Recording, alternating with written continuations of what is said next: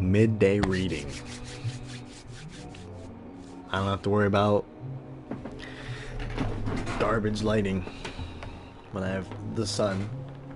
This is to hold me more accountable, to get me to read more. Currently I'm reading What You Should Know About Politics But Don't. This is the 4th edition. There is a 5th edition. I'm a little outdated. This came out 2019, 2020. The new edition came out 2024. I bought this before the other one came out. I just never got around to reading it.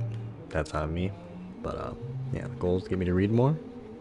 Currently on chapter 2, about to start chapter 2, the economy.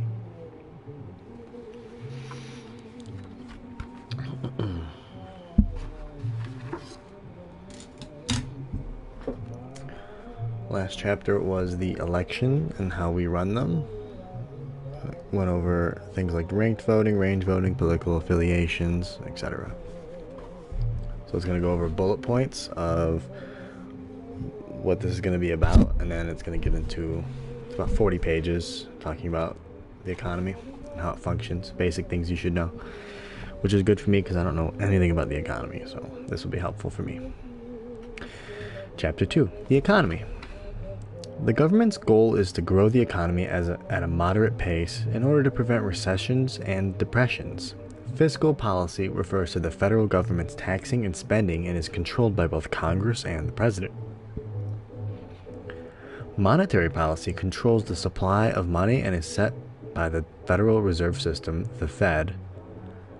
The Treasury Department has informal responsibility for the U.S. dollar internationally. Both are governed by officials appointed by the President. Many blame the 2008 mortgage meltdown on deregulation of the lending industry. The Fed cannot set but can only target interest rates. It does so by selling or buying government securities. Interest is rent paid on money. Banks' interest rates are based on federal rates. So interest is rent paid on money. Rent paid on money? That doesn't make much sense to me. And then banks' interest rates are based on the federal rates. Low interest rates are good for exports and bad for imports. Can decrease the value of the dollar and make the lenders less likely to lend money to the United States. Tax cuts or hikes have different effects depending on who gets them. Their short-term and long-term effects can vary. Many worry about our national deficit. Others think deficits don't matter. Mandatory spending accounts for 2/3 of all government outlays and includes entitlement payments for Medicaid, Medicare, and Social Security. Discretionary spending accounts for 1/3 of all government outlays and pays for things like roads, national parks, and funding for scientific research. The fact that oil is denominated in dollars is important for our economy and foreign policy. Russia and Iran are threatening to redominate oil in euros and rubles. So that's all the bullet points.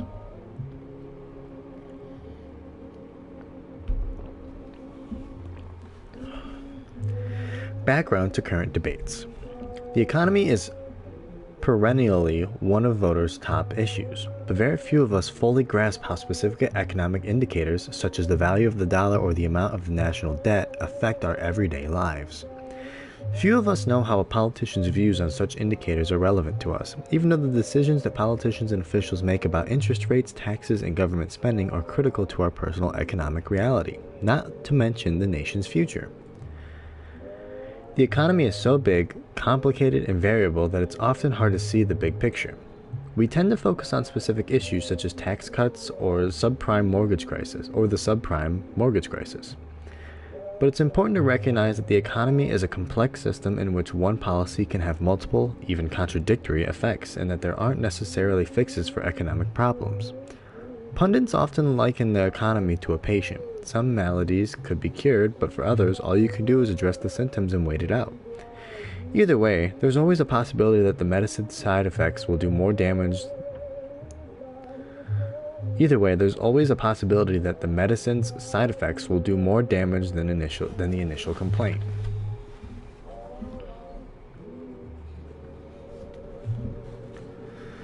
There's no such way to test specific economic policies except to enact them.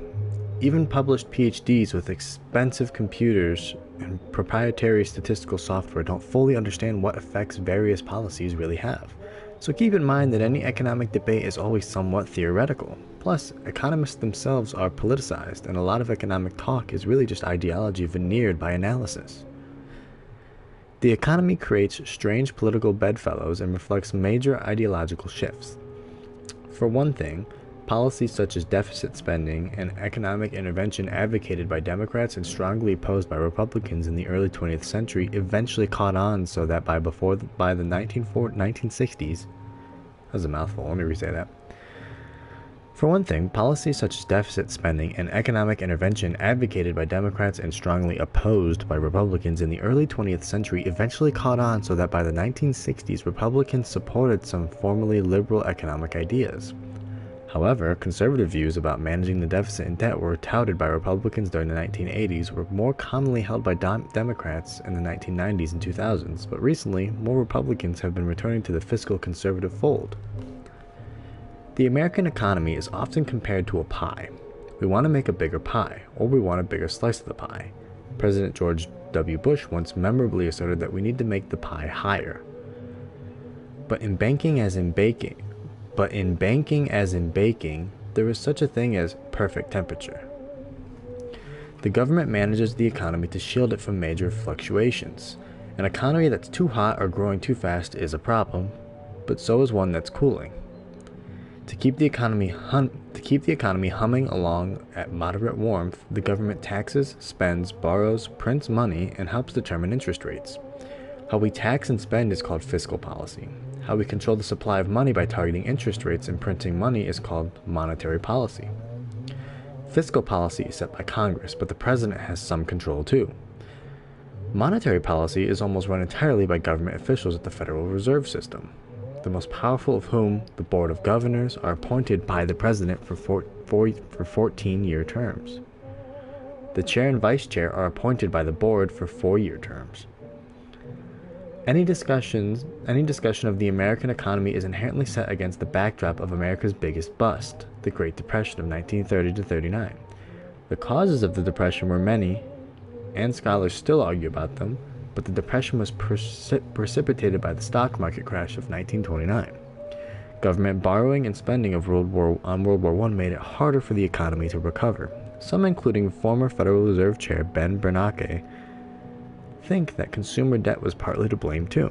In the 1920s, Americans borrowed heavily to buy homes and houses and cars, and when the economy slowed down, they had to radically decrease their spending in order to meet their interest payments, leading to a major contraction in the economy. A drought and subsequent agricultural crisis beginning in the 1930s only made matters worse. The boom and bust cycle, of which the Depression was the ultimate bust, was common a century ago. In 1907, for example, the stock market fell 50% and serious financial crisis was averted by a cash injection from the Treasury Department.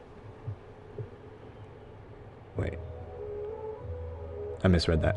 In 1907, for example, the stock market fell 50% and serious financial crisis was averted by a cash injection from the Treasury and by the swift action of private banker J.P. Morgan, who helped organize an effective national response. Known as the Panic of 1907, this crisis led to the creation of the Federal Reserve System in 1913, which, through the Board of Governors and 12 Federal Reserve Banks, devises and implements most American monetary policy. The Federal Treasury Department is informally responsible for steering the value of the dollar internationally.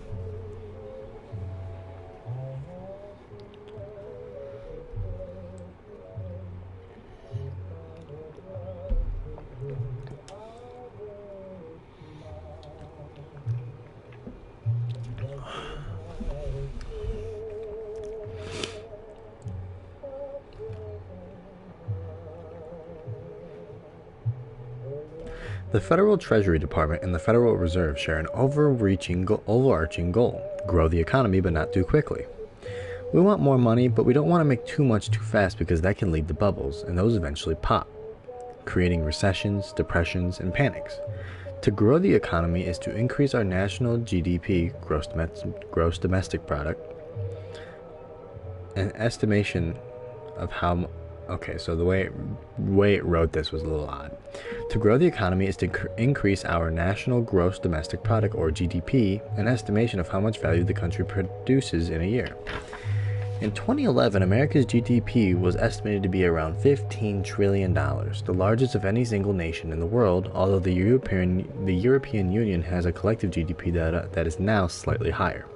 So, as of this book, 2020, 2019, all of the European Union together is a little more than our solo GDP. To provide some scale, $1 trillion is 1,000 billion, a million million, or $1 trillion. GDP can be measured in several different ways, so you might see slightly different numbers from different sources.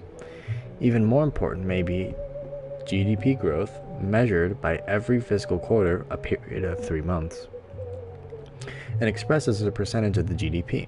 For most developed countries, anything over 3% growth per year is considered healthy. U.S. annual growth was around 4 to 5% during the late 1990s, which was considered a boom. For a period of high growth and under 2% in 2007-2008, by contrast, China has achieved a growth of 8 to 12% a year for 22 of the last 25 years. If GDP levels off, we say there's stagnation. If GDP shrinks for 2 consecutive quarters, there is officially a recession. A depression is a severe or long recession. During the Great Depression, the United States lost over 1/4 of its GDP. Stagflation, stagnation combined with high inflation, a measure of how much the value of money depreciates over time, is a government economist's worst nightmare, because measures taken to reduce inflation are usually the opposite of those used to stimulate the economy. Boom and bust cycles still happen, and always will. The trick is to make sure the economy never swings too far out of the equilibrium. Billionaire financier and Democrat George Soros explains that these phases usually revolve around credit and always involve a bias or misconception. This is usually a failure to recognize a reflexive, circular connection between the willingness to lend and the value of the collateral. There's a feedback loop that inflates bubbles. Money is easy to come by, interest rates are low, there's lots of cash in the economy. The way this writes this. I'll reread that. There's a feedback loop that inflates bubbles. Money is easy to come by, interest rates are low, there's lots of cash in the economy, so people overvalue investments. Then investment rates go up. Money is harder to come by, and the value of investments is recessed downward. This is why stock market slumps are sometimes called reevaluations or readjustments. Current debates: the subprime mortgage crisis, bailouts, regulation, and taxes.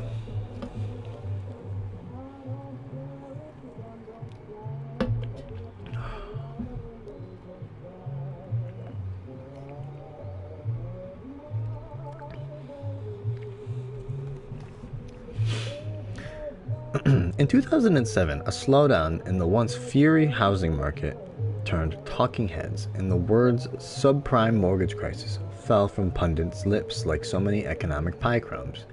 Mortgages are loans for real estate that take the property itself for collateral, the asset used to guarantee the loan. Subprime loans cost more than normal loans because they are particularly risky, or more likely to go into foreclosure. Foreclosures happen when people cannot pay their mortgage and the property they have bought with the loan is taken by the lending agency. Banks lost billions on bad loans as families across the country fell into foreclosure. Though the media generally blamed a cooling housing market for the troubles, the mortgage crisis had complex and instructive roots. In fact, understanding just what happened gets you to the heart of America's monetary policy. It all started when the government decided to deregulate the banking industry. Occurred over a period of 15 years beginning in 1980. Before then, strict laws controlled how banks could market mortgages, what interest rates they could charge, and even under what criteria people could take out a loan. People who couldn't afford mortgages weren't given them. This led to a basic understanding that when you applied for a mortgage, a lender would give you only an amount you were likely able to repay.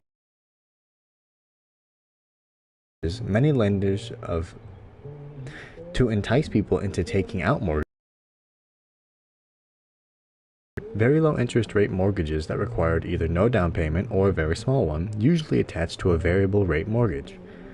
Variable rate mortgages are loans whose interest rates can change, while normal mortgages are fixed rate loans, whose rate doesn't change. Variable rate mortgages seem attractive when interest rates are low, but they are risky because if interest rates go up, loan payments can rise significantly overnight. If you have no financial cushion, that can be devastating. And people who bought these loans were, by definition, subprime borrowers, people with less than sterling.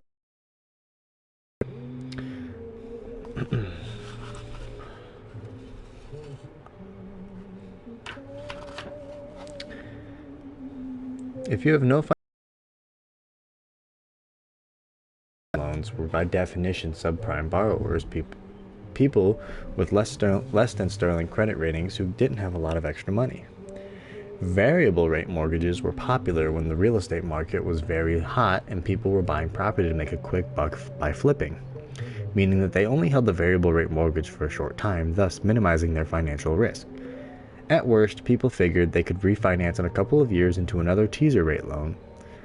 But if there's a downturn in the housing market and your house doesn't sell and you have a variable rate mortgage with an increasing rate, you could have a big problem.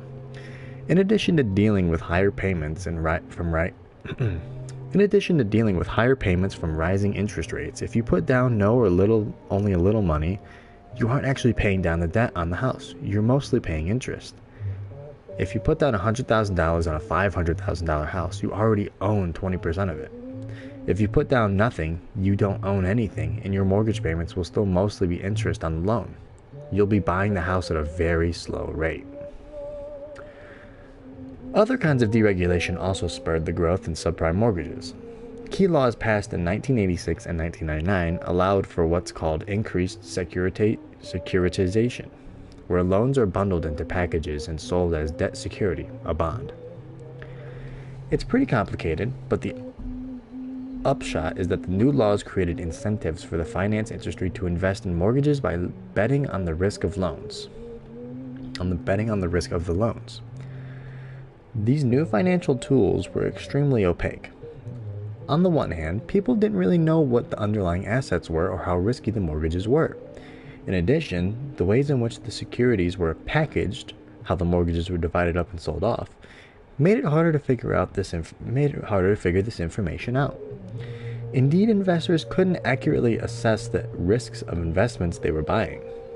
Plus, traders creating the investment products, new kinds of ways to bet on mortgage-backed securities, often tried to obfuscate what exactly they were selling, in part to protect their own line of business within a bank from the competition of colleagues.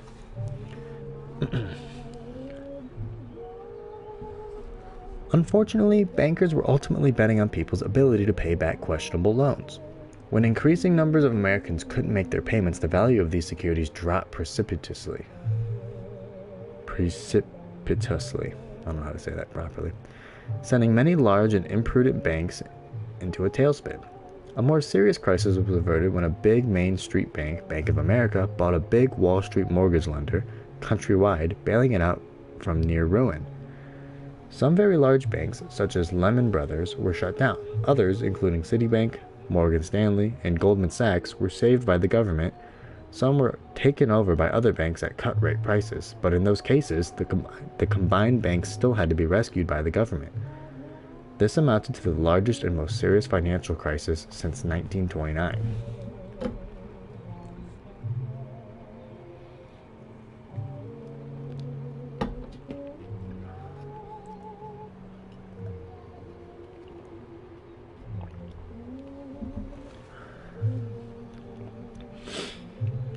Another problem was the expansion of mortgage credit through Fannie Mae and Freddie Mac. Fannie Mae was born the Federal National Mortgage Association, or FNMA. Fannie Mae was a government institution created during the Depression as a means to inject more credit into the collapsing house market as banks were reluctant or unable to lend. Freddie Mac was founded on the Federal Home Loan Mortgage Corporation, or FHLMC, to securitize mortgages.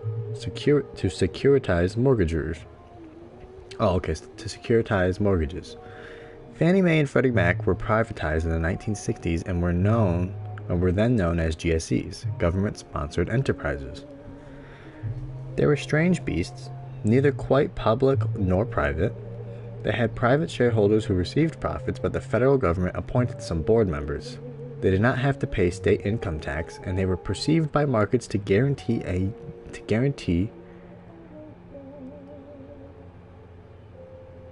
They had private shareholders who received profits, but the federal government appointed some board members. They did not have to pay the state income tax, and they were perceived by markets to be guaranteed by the U.S. Treasury. Because of this implied guarantee, Fannie and Freddie could borrow and lend at extremely low rates, and their mandate was to help finance housing. Fannie and Freddie bought mortgages from banks that conformed to certain standards, allowing those banks to extend more loans. Fannie and Freddie guaranteed these mortgages against default and packaged them together in order to sell securities that used to Fannie and Freddie guaranteed these mortgages against default and packaged them together in order to sell securities that used the guaranteed mortgages as collateral. They also invested in mortgage-backed securities that other banks created. For a while, Fannie and Freddie made a ton of money, but part of the reason they were so successful was the fact that they could finance loans at an incredibly low rate due to their federal backing. When the U.S. economy was growing in the 1990s, it was clear that growth was not affecting all Americans equally. As a way to let the less wealthy in on the oddly expanding economy in which real wages were not rising, the Clinton and Bush administrations pushed Fannie and Freddie to expand credit to increasingly less credit-worthy people. As private companies, Fannie Mae and Freddie Mac also were major investors and purchased large quantities of the increasingly complex private securitizations of packaged. This is such a lot to. Wow. Oh. Excuse me. As a way to let the less wealthy in on an oddly expanding economy in which the real wages were not rising, the Clinton and Bush administrations pushed Fannie and Freddie to expand credit to increasingly less credit-worthy people. As private companies, Fannie Mae and Freddie Mac also were major investors and purchased large quantities of the increasingly complex private securitizations or packages of loans that Wall Street banks were putting together. This drove interest rates even further. This drove down interest rates even further and helped encourage even more risk-taking. The lack of oversight and level of risk-taking were pretty breathtaking. Some mortgages purchased were classified as subprime only if bought from a lender that officially specialized in the subprime market. Extending home credit helped fuel the already piping hot housing market, leading to incredible price increases. Rising home values coupled with lax lending standards also allowed people who already owned homes to refinance their mortgages to take out new mortgages and other shorter term lines of credit using their homes as collateral. More debt for everyone meant more consumption and thus more growth. But the growth based on debt was inherently unstable. Fannie and Freddie were effectively taken over by the federal government during the financial crisis. Yet another candidate for blame in the Great Recession is the ratings agencies and the companies that assign risk to values in different kinds of securities like bonds. The big three are Moody's, Fitch's, and Standard & Poor's. Risk represents the probability that an action or decision, or lack thereof, will lead to a loss or a return and the probable extent of that loss or gain. Ratings agencies assign the highest ratings, indicating the lowest possible risk, AAA, to many mortgage-backed securities. How? 1. The securities were very non-transparent. People really didn't know what was in any given bond, which mortgages, where the mortgages are located in the country, etc. And it turns out that certain areas of the country had much riskier mortgages than others. Some states like Arizona, Nevada, and Florida were among the worst. Another reason for the ratings agencies' actions is more psychological, but according to Wall Street insiders, very real. Ratings agencies are not big fish in finance. They pay employees a fraction of what banks pay and therefore attract what finance people call less competitive talent. people who aren't as smart or as competent in business. Agency employees were wined, dined, and wooed by bankers, and perhaps in part because they felt inherently insecure, were willingly bullied into doling out what turned out to be basically arbitrary ratings on bonds.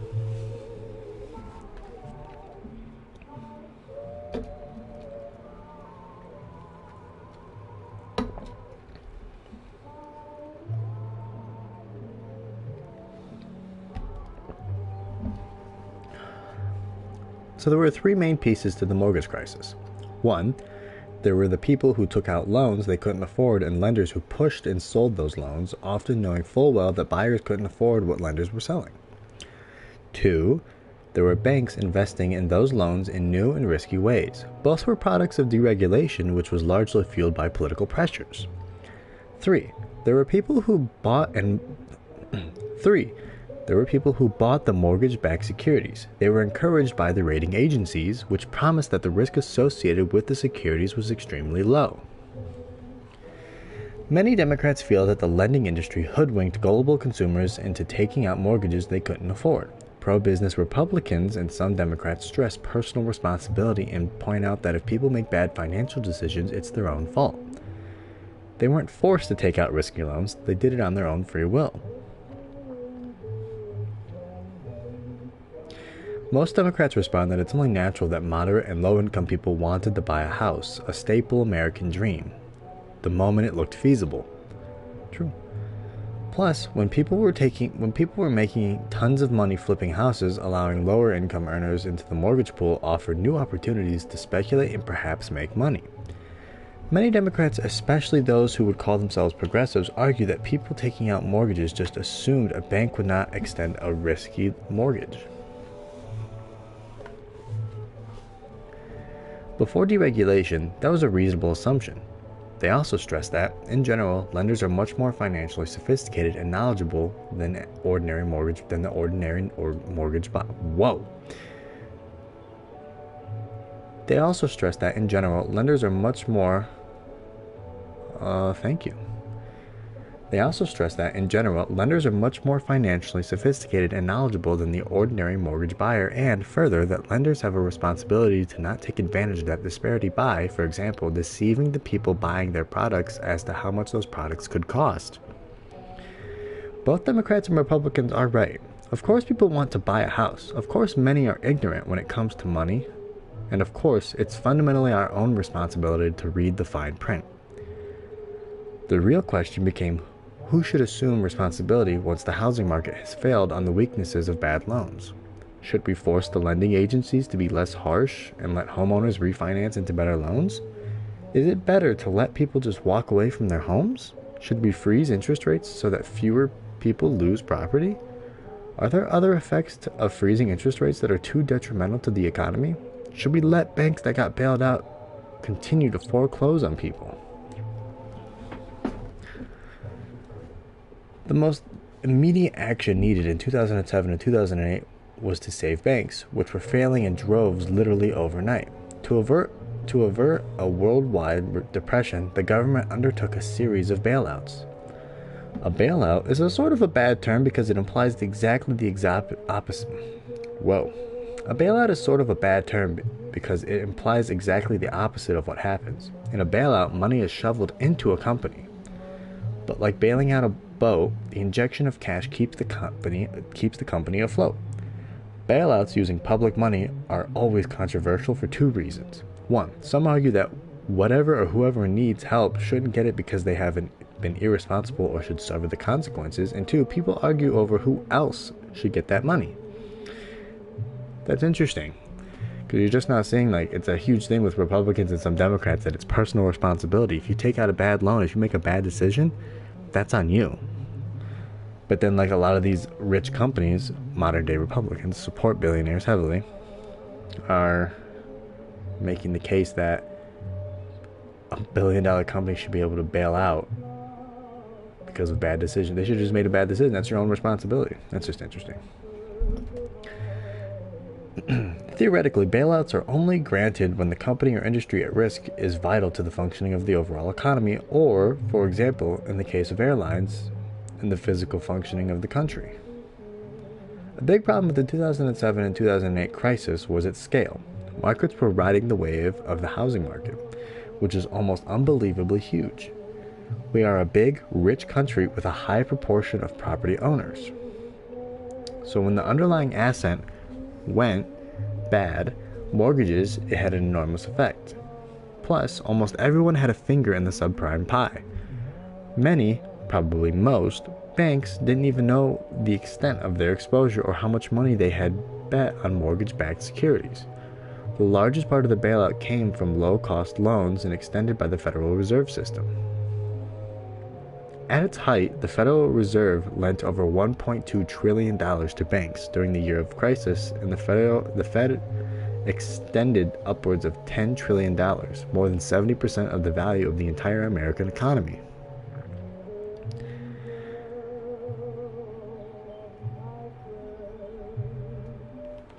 More than 70, I thought it said, oh yeah, 15 trillion. So yeah, that's, oh wow. Jeez.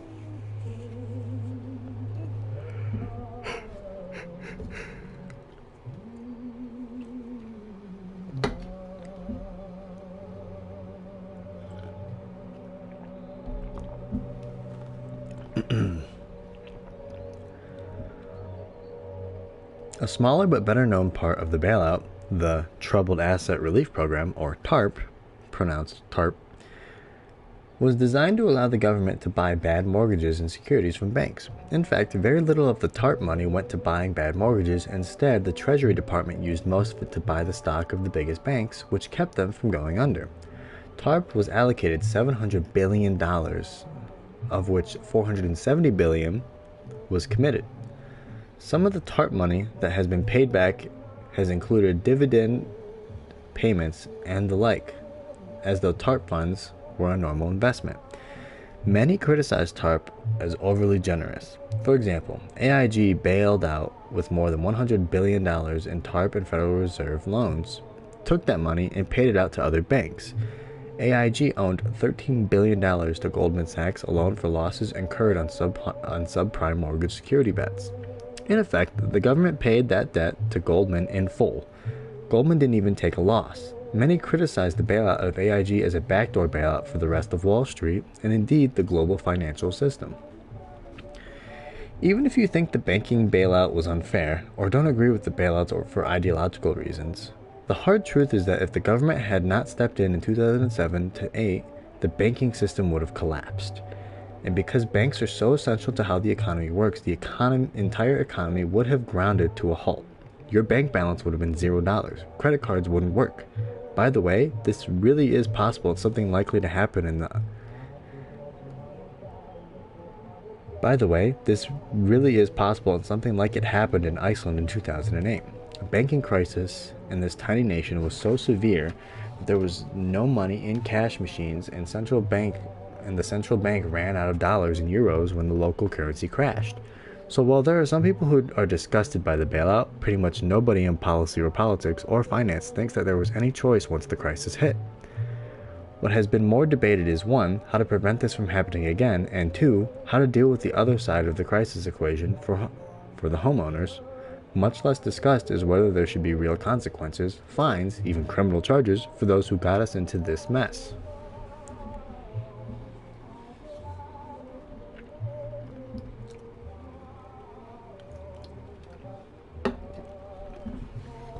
Oh wow, my scalp kind of hurts.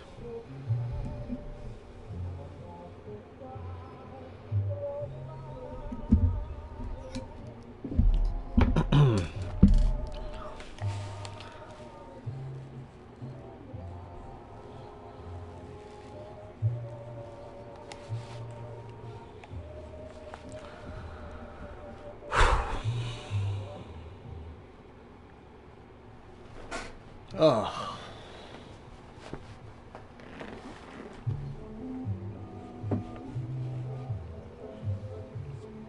Actually, I have to go to the bathroom. I'll be back.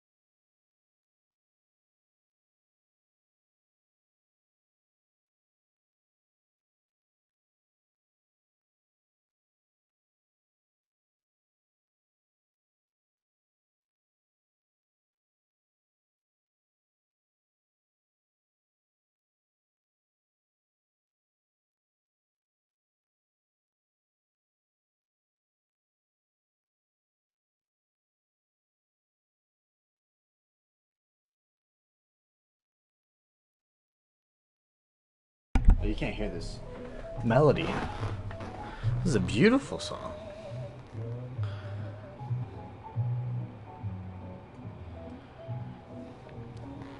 Okay. Let's get back at it. Oh. Wow, it's getting darker back in here. Hold on, let me brighten it up a little bit. Just a little bit.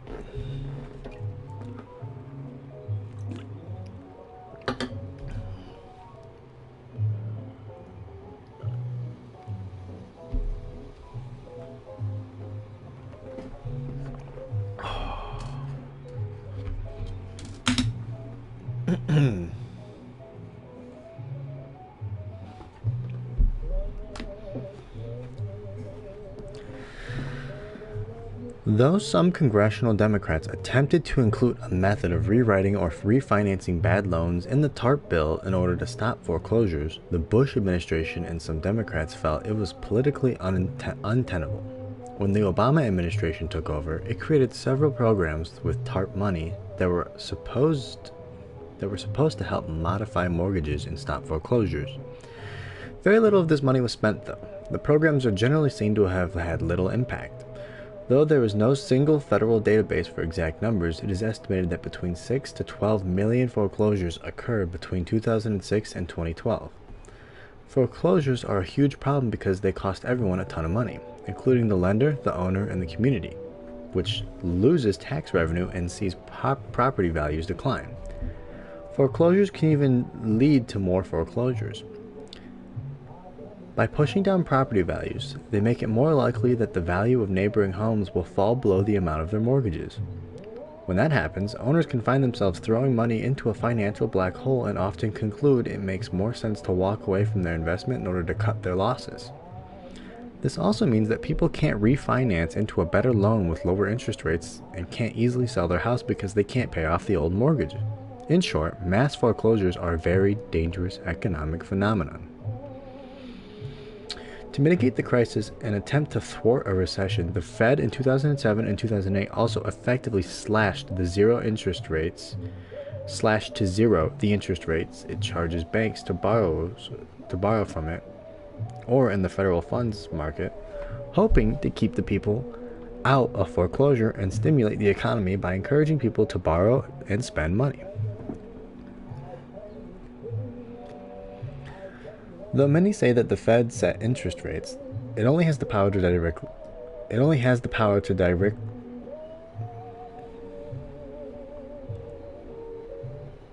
Though many say that the Fed sets interest rates, it only has the power to directly dictate the discount rate, which is what the Fed charges a member bank. Very stable banks that are chartered with the Fed for a short-term loan backed by government securities. Is that true? I've always heard that the Federal Reserve, right? Because that's what the Fed is. Let me define my terms first.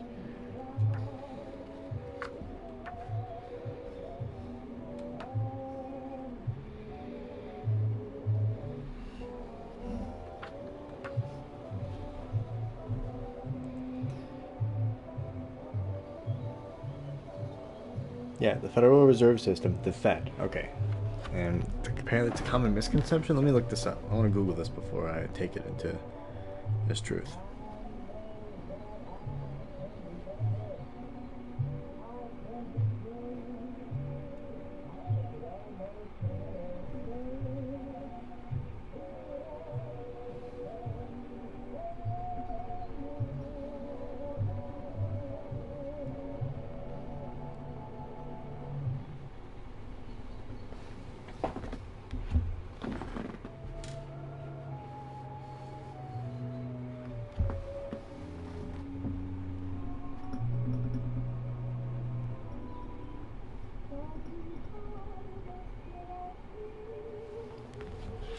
Typing that in.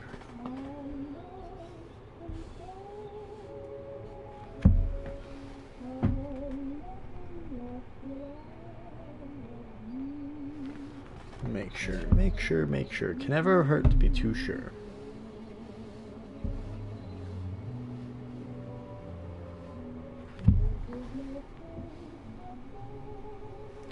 Short or shorter?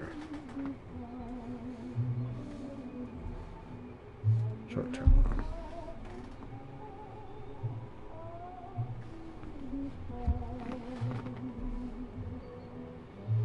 Backed by government securities.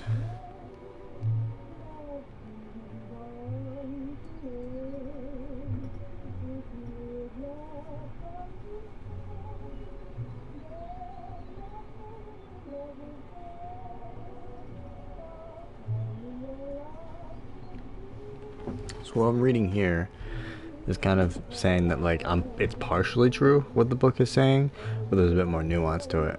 So like the Federal Reserve doesn't directly set all the interest rates. It doesn't directly set all the interest rates, but it does have significant influence over them, like through its control of the federal funds rate and like other monetary policy tools. But this is saying how the Fed influences interest rates. Federal funds rate, target range. The Fed sets a target range for the federal funds rate, which is the interest rate banks charge each other for overnight loans. I want to make sure I soak this in. Federal fund rates, so like that's the target range. The target range is the federal fund rates. The Fed, the Federal Reserve, they set a target range, a federal fund rate,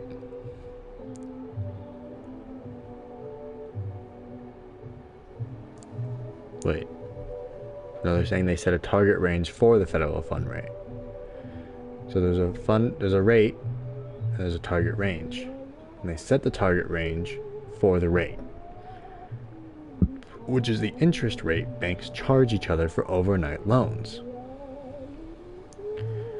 While the Fed doesn't mandate this rate, it influences it through open market operations like buying or selling government securities, by adjusting the interest rate it pays on reserves held at the Fed.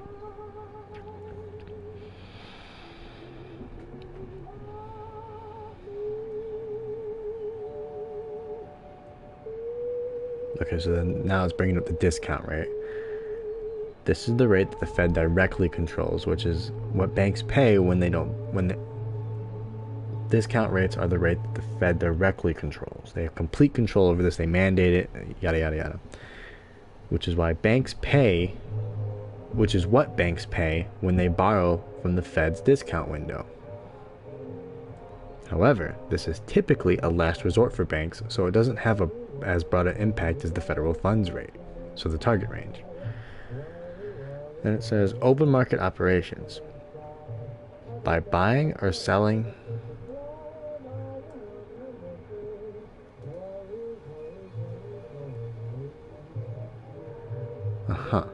okay. Open market operations are like buying or selling treasury securities, and the Fed affects the money supply and liquidity, indirectly influencing the short-term, long-term interest rates. And then forward guidance and market expectations. The Fed signals its intentions, and markets often adjust accordingly. For example, if the Fed hints at future rate hikes, lenders might start raising their rates in anticipation of those rates. Okay. While the Fed doesn't directly set interest rates like mortgage rates or credit card rates, its policies strongly shape them. So like when people say the Fed sets interest rates, they're usually referring to its control over the federal funds rate, which then ripples through the economy.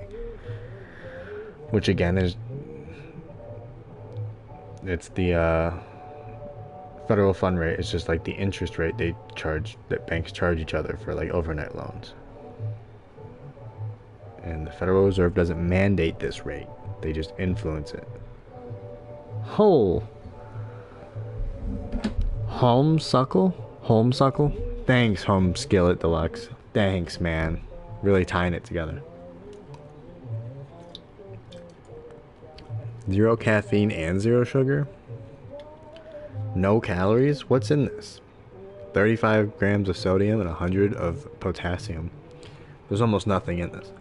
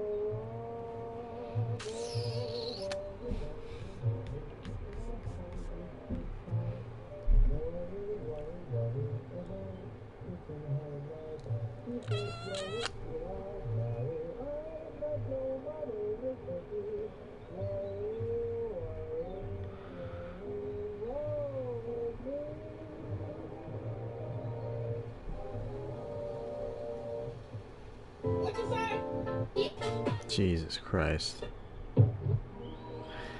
Okay. I'm going to do a little test to see if I understand the material I'm reading right now. Below is a short test designed to check your understanding of how the Federal Reserve influences interest rates. Please answer each question as thoroughly as you can. When you're finished, share your answers, and feedback will be provided in a grade based on the accuracy and completeness. It's just 5 questions. The federal funds rate. Question 1. What is the federal funds rate? And how does the Fed influence this rate?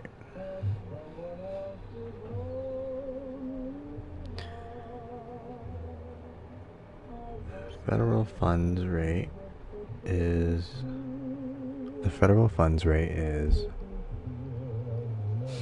I just read this shit, dude.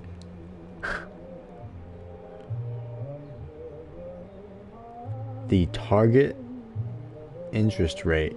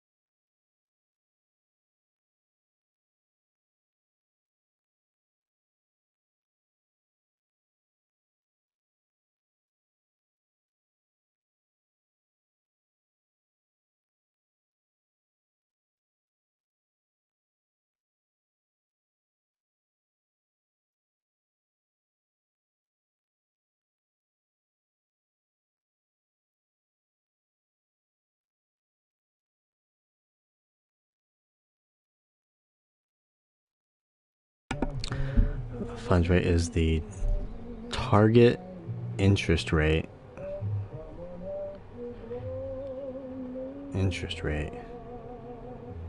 set for banks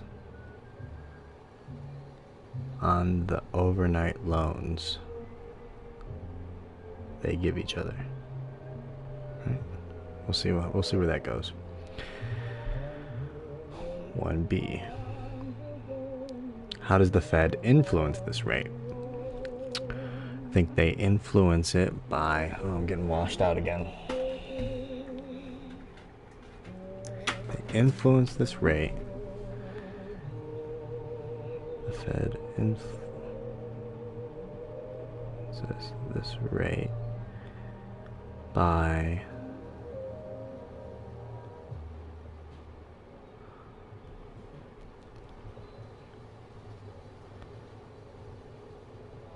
Oh god, it's something with like they influence this rate by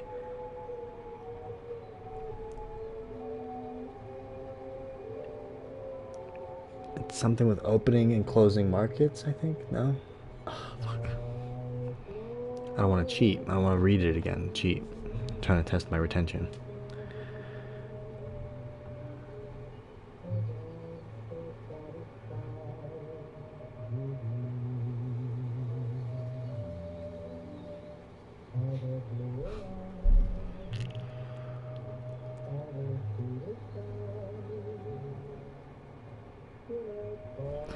By...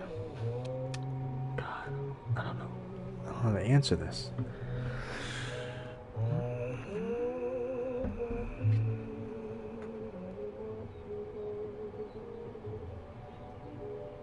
The Fed influences this rate by influencing markets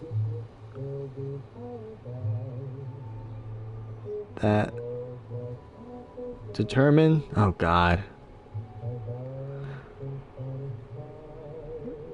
Rates for banks? I have no idea. That one, I blew that second one. Alright, question 2. The discount rate. What is the discount rate? Oh, fuck. I've put all my brain power into the first one.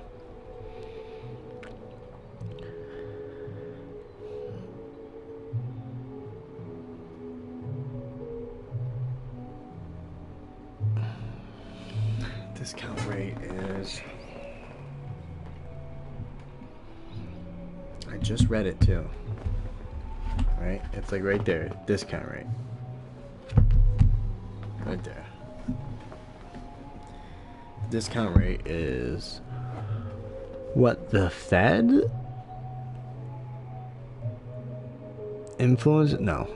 charges member banks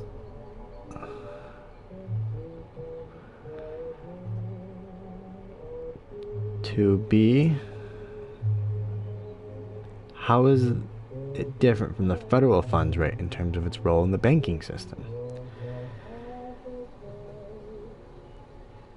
It's not exclusive to overnight loans.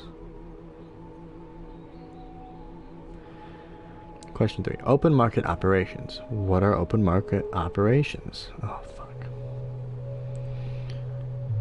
God.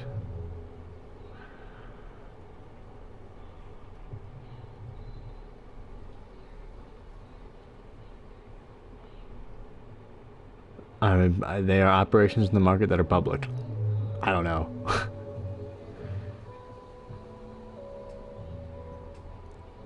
They affect other interest rates in the economy by the buying and spending power of consumers. I blew that one too. Forward guidance. Oh God.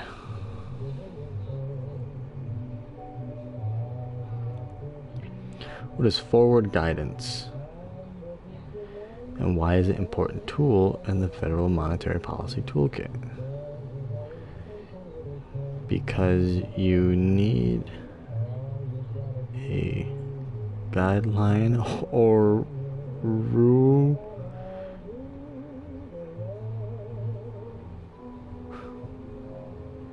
Oh God, how you spell this? There you go, rubric.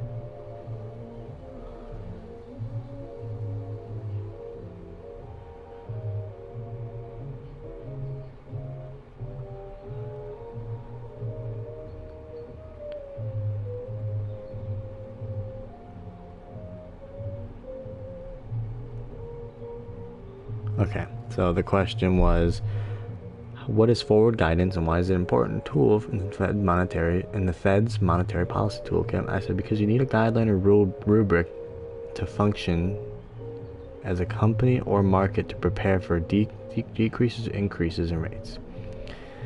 Question 5, last question. True misconceptions about interest rate settings. True or false? The Federal Reserve directly sets all interest rates, including consumer loan rates such as mortgages and credit cards. Explain your answer. False. They cannot directly mandate or dictate rates, but they can influence them through methods like open market influence. I don't know. Alright, we're gonna see how I did.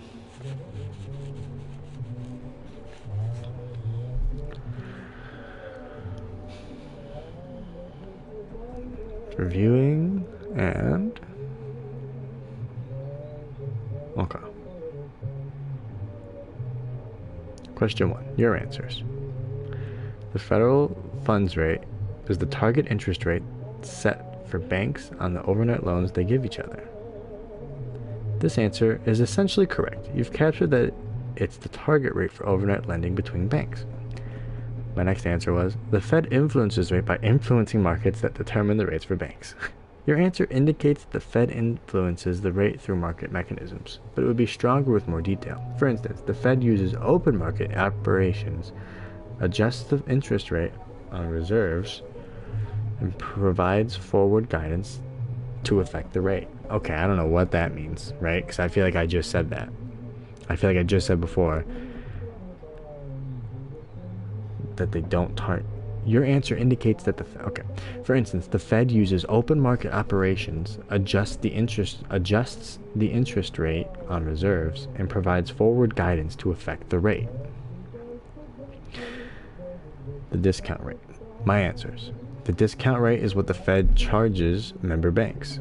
They said this is correct. The discount rate is indeed the interest rate that the Fed charges banks for borrowing directly from it via the discount window.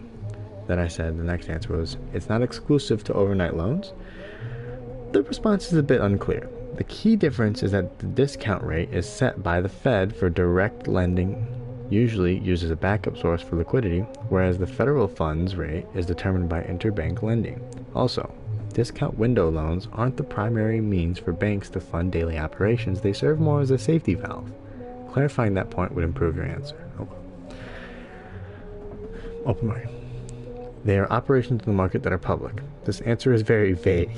A strong answer would specify that open market operations involve the Fed buying or selling government securities in the open market to influence the amount of reserves in the banking system. Then I said they affect other interest rates in the economy by the buying and spending power of consumers. This explanation doesn't capture the mechanism accurately. Open market operations primarily affect liquidity and supply of bank reserves, which in turn influences the federal funds rate. This then ripples through to affect broader interest rates, not directly by buying and spending power of consumers. Adding that detail would improve clarity. Question 4. I'm bombing this. Because you need a guideline or rubric to function as a company or market to prepare for the decrease and increase of rates. This answer is on the right track in that it mentions the idea of providing guidance. However, it would be better to explain the forward guidance is the Fed's communication tool to signal future monetary policy intentions. This helps shape market expectations and influences long-term interest rates and economic decisions. Emphasizing that it's about managing expectations, not just giving a rubric, would improve your answer. Finally, true or false? I said false. They cannot directly mandate or dictate rates, but they can influence them through methods like open market influence. This is a good response. You correctly identified that the Fed does not directly set consumer interest rates, such as those on mortgages or credit cards. Instead, it influences them directly through the monetary policy tools like the federal funds rate, discount rate, and open market operations. Overall suggestions and grade. You correctly identified the basic definitions for the federal funds rate and discount rate. You also correctly understood the misconception about the Fed directly setting all interest rates. Areas for improvement. Provide more detailed explanations for how the Fed influences the federal funds rate. Example, via open market operations, interest rate on reserves, and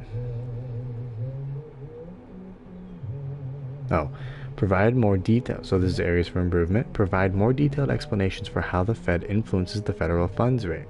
For example, via open market operations, interest on reserves, and forward guidance.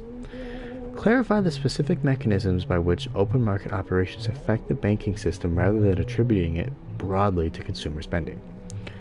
Then expand on forward guidance by emphasizing its role in shaping market expectations. Overall, it gave me a 70%. Your responses demonstrate a foundational understanding of the concepts, but more detail and precision in your expectations would help improve clarity and depth. Keep focusing on specific mechanisms and the roles for each tool plays in monetary policy. Nerd shit. Okay. My brain's not big enough for all this.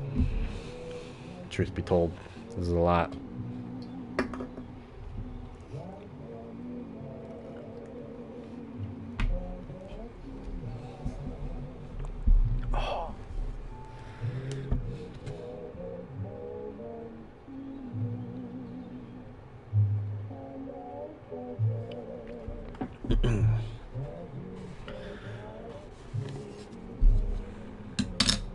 All right, let's continue.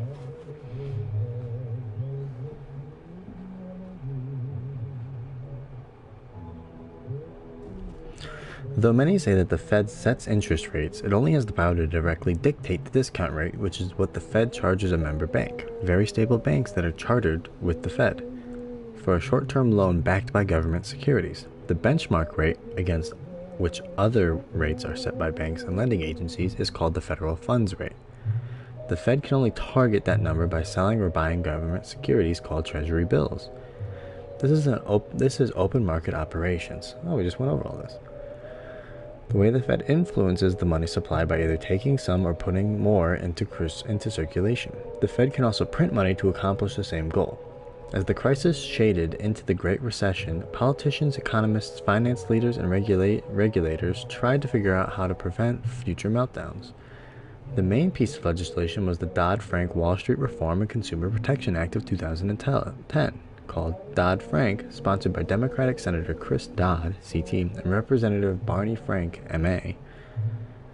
The legislation had 5 key parts. First, it brought all of the largest financial institutions in the country under the same primary regulation of one federal agency, the Federal Reserve, and directed the Fed to establish tougher oversight of the largest firms, including requirements that these systemically significant superbanks and insurance companies like AIG, keep more of their own money to reserve to guard against losses. Second, it brought the $600 trillion market in derivatives back under the federal regulation and required most derivatives to be traded under federal regulation. Wait, I reread that. Second, it brought the $600 trillion market in derivatives back under federal regulation and required most derivatives to be traded and settled on regulated trading platforms like exchanges and clearing houses instead of internally within banks. Derivatives are financial products that are basically bets on some other financial product. If they go badly, they can lose a lot of money. If not traded on transparent exchanges and settled on stable platforms like clearing houses, they can become very mysterious and set off a chain of losses because with no transparent market, no one knows the value of derivatives and everyone suddenly owes everyone else lots of money. Derivatives were deregulated in the 1990s, allowing big banks to sell and trade them. Third, Dodd-Frank brought hedge funds and private equity funds under regulation for the first time. Fourth, Dodd-Frank created resolution, a mechanism to allow very large financial firms to fail without causing the breakdown of the entire financial system. You can think of it as something like a bankruptcy proceeding for a bank. Resolution had previously only existed for small banks. It's what happens when the FDIC closes a failed bank, but it never existed for the super large bank holding companies or other financial firms like AIG and Insurer. Finally, Dodd-Frank designed a number of changes to security laws that would increase disclosure. For example, forcing a company to report shareholders' votes on executive pay. In addition, Dodd-Frank attempted to reduce the amount of risky loans that could be put into packages of securities, which would theoretically help limit their risk.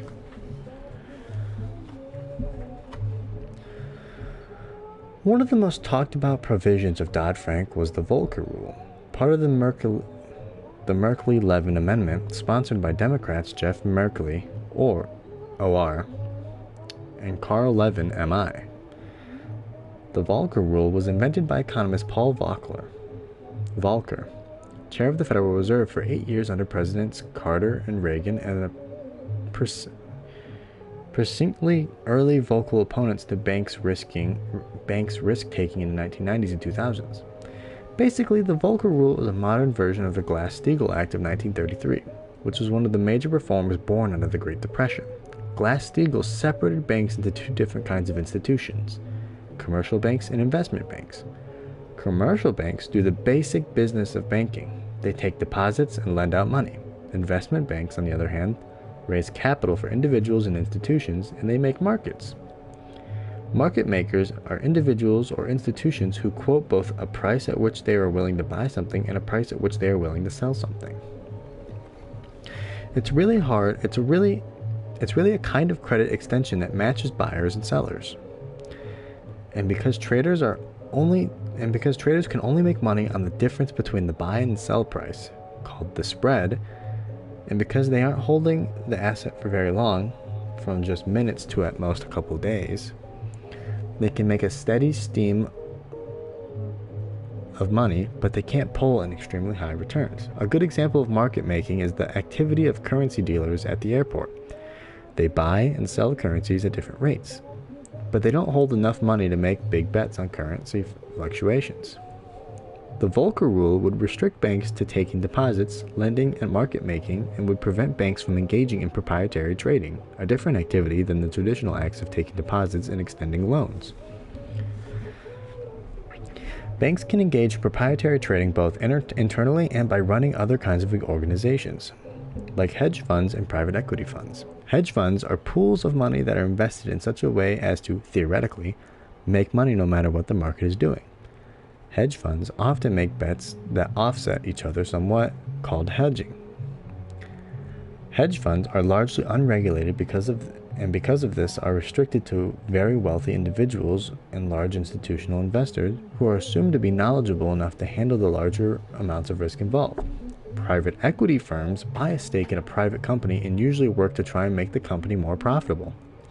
How exactly to define proprietary trading is debated in policy circles, but basically proprietary trading is when a company or individual purchases or sells an asset in an attempt to make money when the asset's value rises or falls.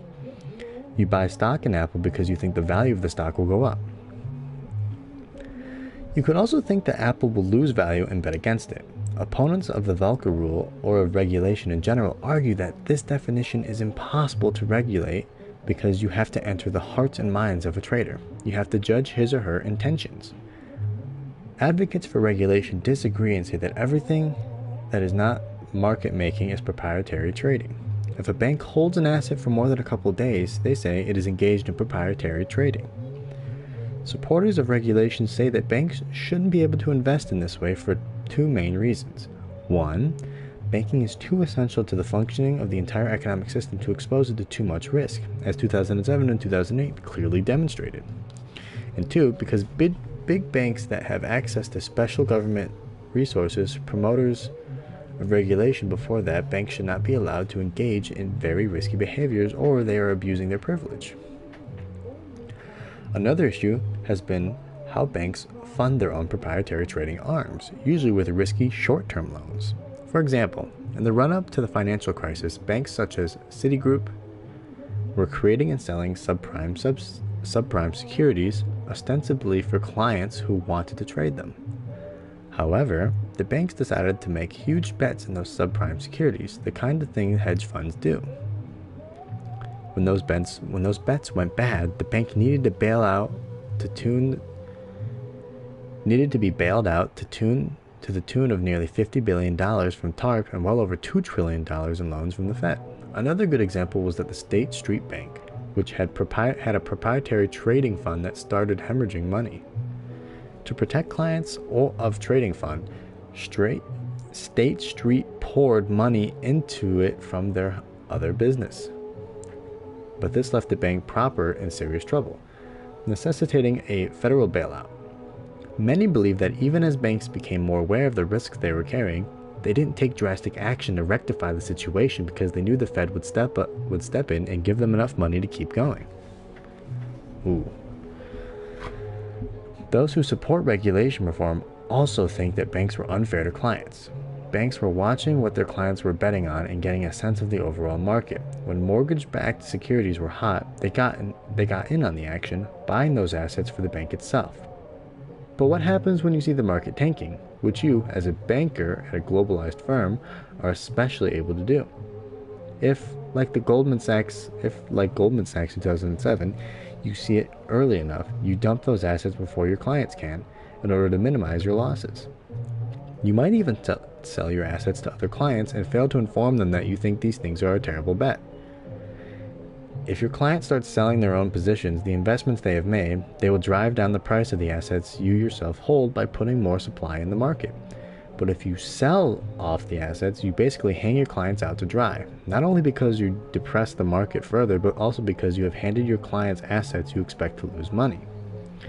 This is most egregious when you have made other bets that those same securities you are selling will fail, meaning you will make money on the deal and not just keep yourself from losing the money.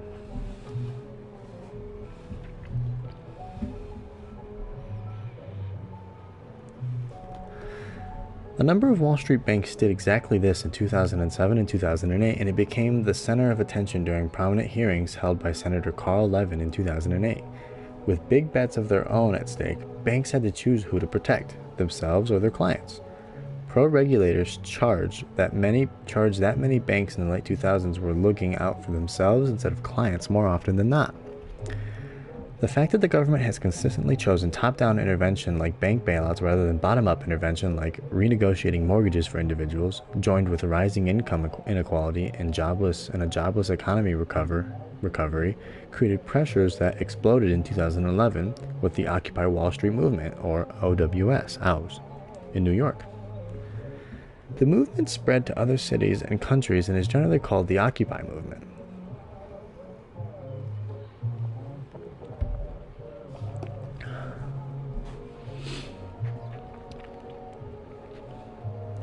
OWS was just that, a long-term sit-in to protest both governments and the financial industry's values. The Occupy movement was explicitly decentralized and therefore has no official policy demands or spokespeople. But the driving ethos is more coherent than has ever been made clear in the media, which has covered the Occupy movement more like a street fair than a serious political enterprise. In general, people who are involved with the Occupy movement think the way Wall Street and the government have handled the economy serves to increase the wealth and power of the few at the expense of the many, as enshrined in the motto, "We are the 99%. It is an attempt to gather dispersed interest of individuals into a group large, concentrated, and vocal enough to be heard. In general, the financial industry wants to regulate itself and is suspicious of government interference. Economists, even free market economists, actually tend to agree that more regulation is necessary, but don't necessarily think that the proposed reforms such as the Volcker Rule are the best way to rein in banks. What everyone agrees on, though, is that the 2007 to 2008 crisis was due to misaligned incentives. Bankers' salaries were not tied to whether they made or lost money from clients. Now, this might sound pretty nuts in the hallowed halls of free marketism, where supposedly compensation or pay is a reflection of value, but as traders lost billions of dollars, they were still being paid tens of millions of dollars in bonuses. One trader at Morgan Stanley lost $9 billion from subprime mortgage bets, but was paid $25 million, not a cent of which he was forced or even asked to give back. To address the issue, several banks instituted clawback rules in 2012. Instead of getting paid a massive bonus in cash, top bankers are awarded bonuses that are held by their employer for several years, so that if the banker bets go bad, the bank can recover some of the money.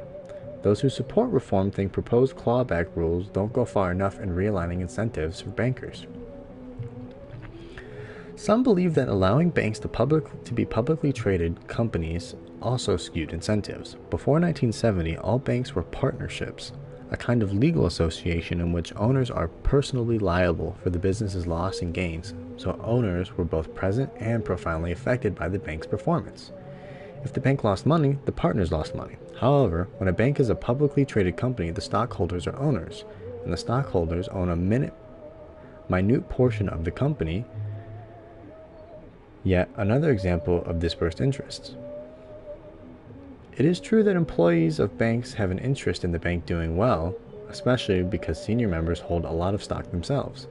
This is exactly why former Fed Chair Alan Greenspan thought bankers would self-police. If they took too much risk, they would effectively lose their own money. What he didn't foresee was how much money bankers could make in such a short time, even if the business overall did badly, and how fierce the competition to be in on that action was.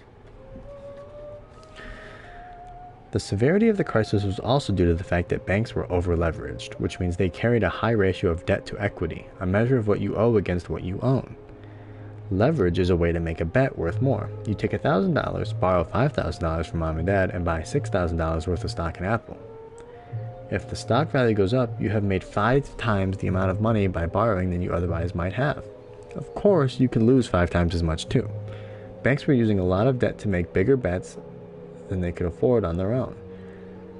But when a bank doesn't have a lot of cash, they have little cushion if business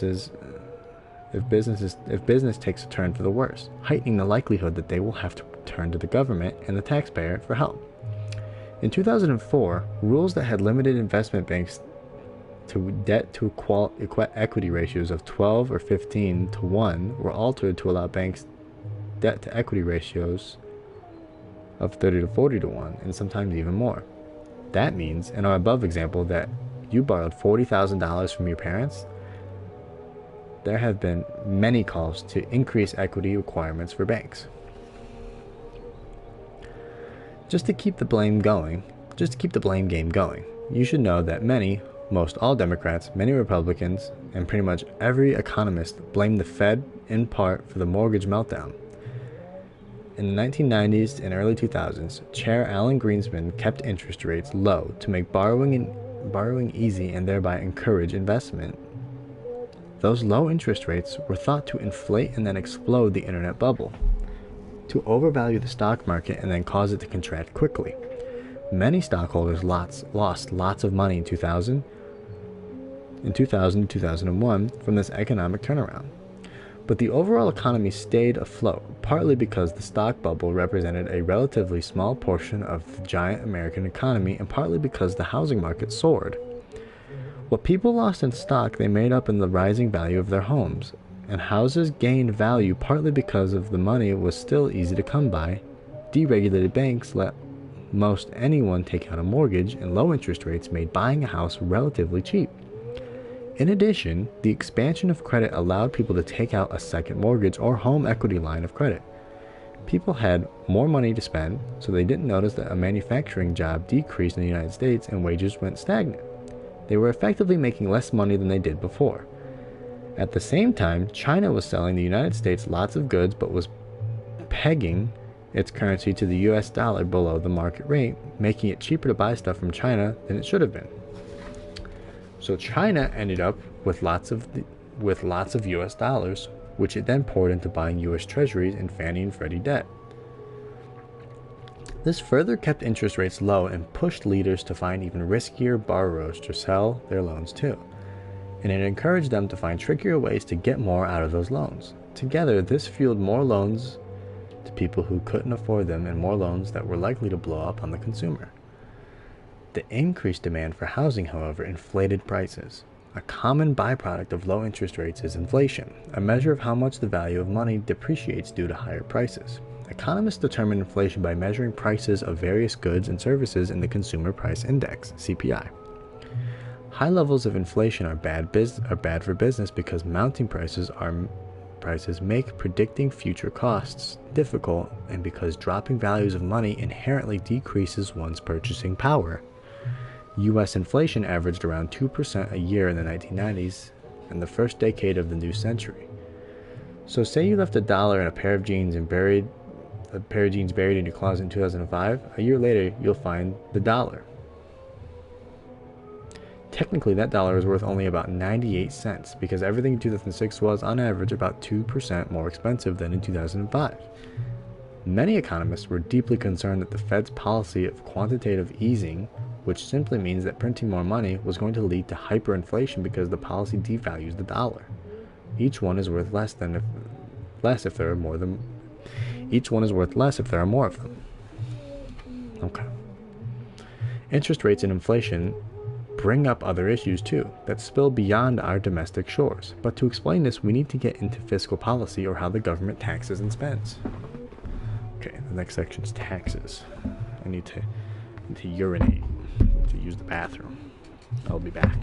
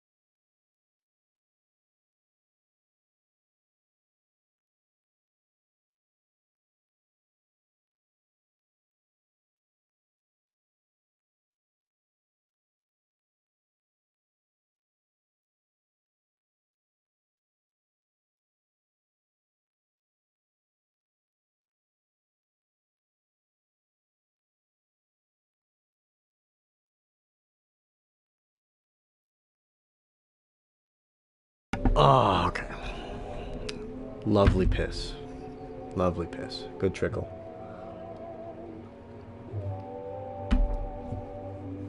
Oh.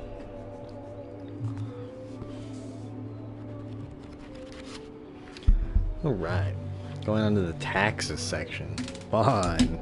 Fun. I'm having fun. Just read a whole bunch about price index and mortgage rates and inflation. Now we're doing taxes. Wow. The most important federal tax is the income tax, but most of us aren't really familiar with the measures that are used to judge the fairness of income taxes.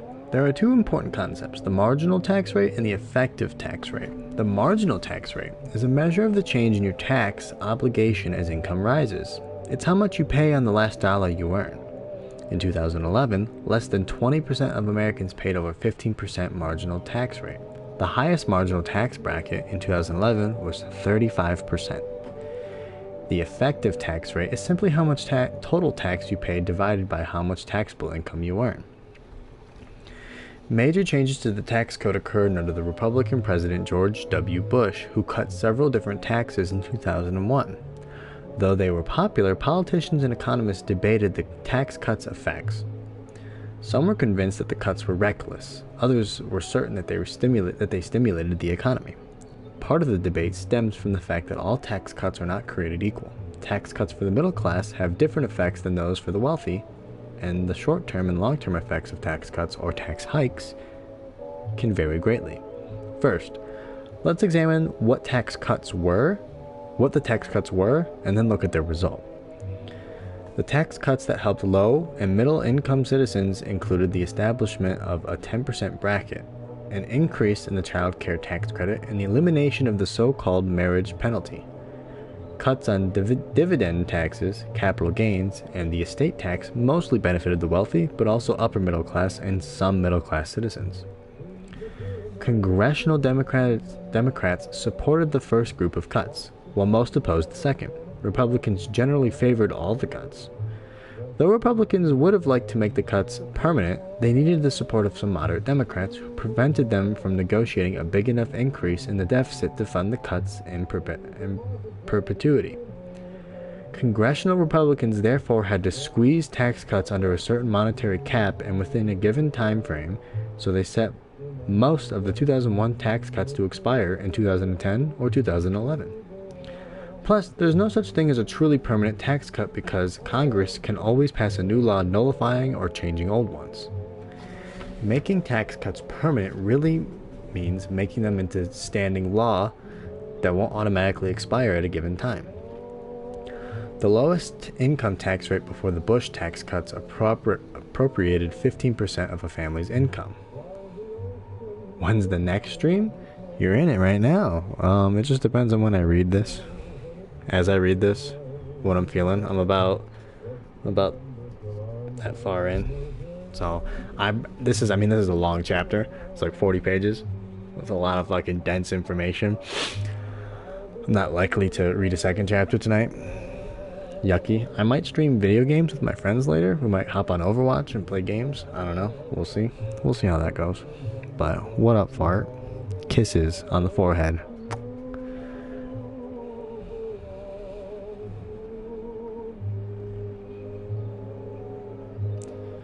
The cut lowered the rate to 10% for low-income families, called the 10% bracket. The child care credit was raised from $400 to $1,000, but only for middle-income families.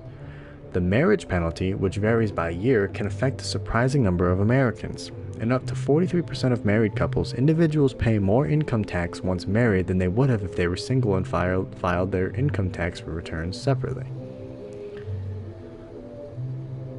The problem occurs when two people who make about the same amount of money start filing joint tax returns. It affects couples with a disparate.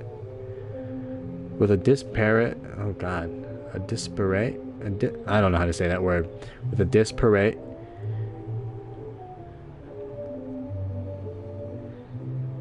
It affects couples with a disparate. Okay, couples with a disparate income less. The average extra cost for the marriage penalty was about $1,400 in 2000. The 2001 tax cuts mitigated its effect for lower income couples, while the 2003 tax cuts and subsequent extensions eliminated the marriage penalty through 2012. The marriage penalty is heartily opposed by both Democrats and Republicans since it's clearly unfair. The alternative minimum tax was created in the 1980s when it was revealed that many people didn't pay any income tax even though they were making significant amounts of money. For example, those with high deductions from medical expenses or real estate losses. The law stated that people who made over $200,000 but who wouldn't pay any income tax under existing regulations would instead pay the alternative minimum tax. The law, however, wasn't pegged to inflation, so it's begun affecting millions of people that it was never meant to tax. Whoa. Capital gains tax takes a percentage of the money made from selling assets, including real estate, stocks, and bonds. Capital gains taxes are a disincentive to sell these assets and make money, so they have always been serious bugaboos for the wealthy. Capital gains taxes were debated during the 2012 primary season when multimillionaire Mitt Romney was attacked for paying only around 15% of his income in income taxes. Most of Romney's income came from investments such as stocks, bonds, and real estate rather than a salary. So most of the tax he paid was capital gains. Capital gains are taxed differently depending on how long you hold an asset, but in 2012, the main rate was 15%. If that money were salary, it would have been taxed at up to 35%. Some liberals think the current system of capital gains values the act of investing over the act of working, and therefore that capital gains should be taxed at rates the same as ordinary income because we should value work over investment. Conservatives counter that investing is essential to growing the economy, but many economists also argue that capital gains should not be taxed as earned income. Why? Well, for one, you might buy some stock in 2012 for $100 but sell it in 2015 for $130. You made 10% on your investment every year for 3 years. If capital gains are taxed like income, you'd be taxed for that $30 one year rather than $10 for every year for 3 years. That could have a big effect on your tax bill. Now that over half of all Americans own stocks and bonds, more of us are concerned about capital gains and dividend taxes applied to the periodic profit-based payments from stocks and bonds. I should wear basketball shorts in my next stream? I mean, maybe if it's hot. It's a weird thing to say, but alright.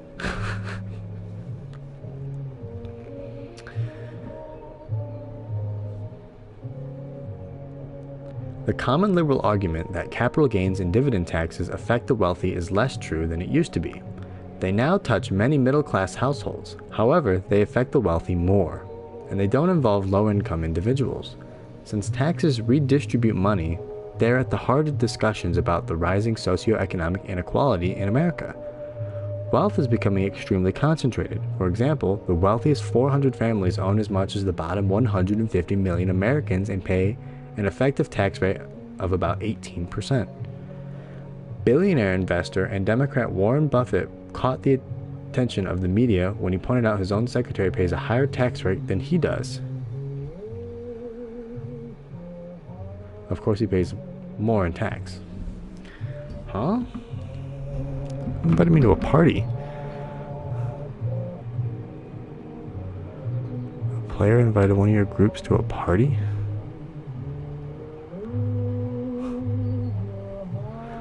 Vance or Bandos? Who are you?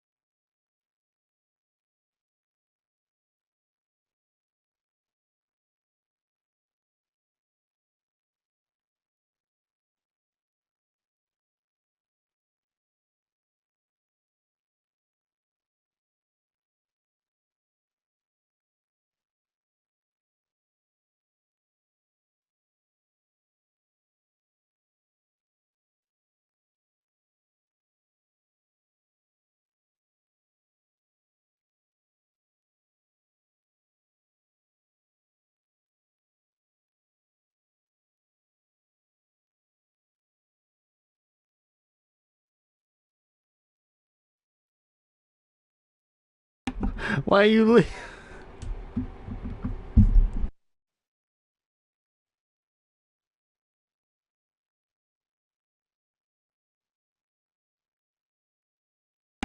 the fuck? Okay.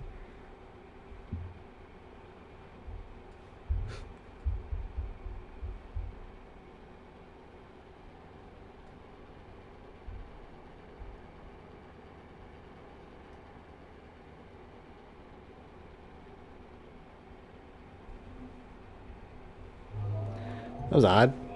Just invited me to a party. I joined. You don't say anything, right? Because I'm joining your party. You're supposed to say, hey, what's up? And then tell me why you invited me. You just don't say anything? Anything?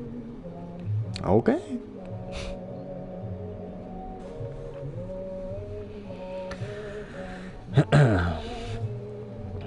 Obama's Buffett rule states that those who make over $1 million a year should pay at least 30% of their income in tax, no matter what the income derives from.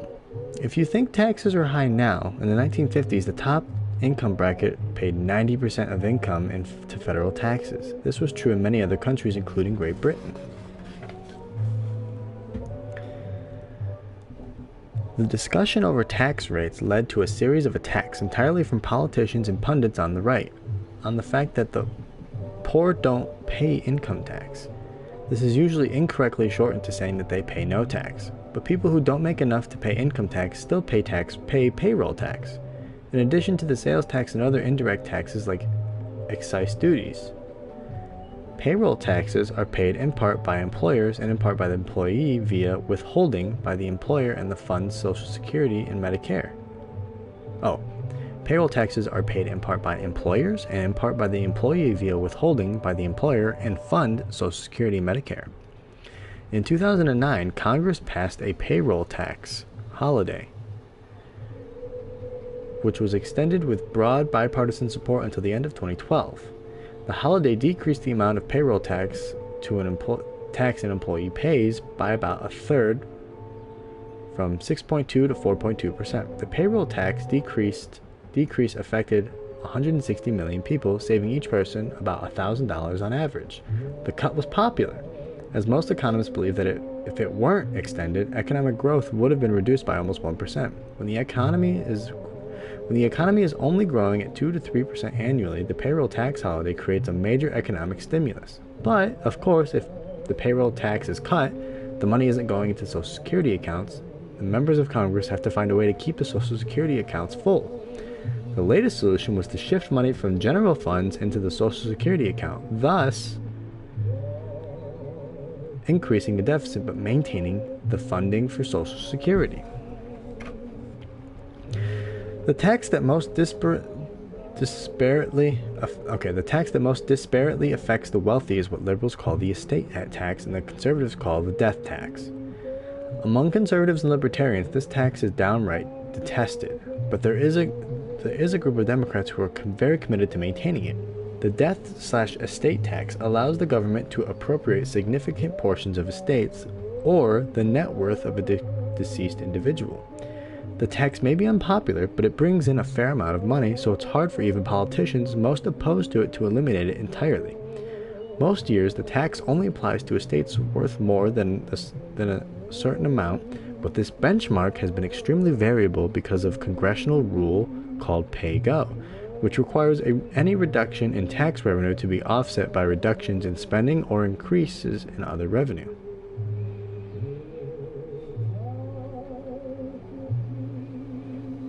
Interesting.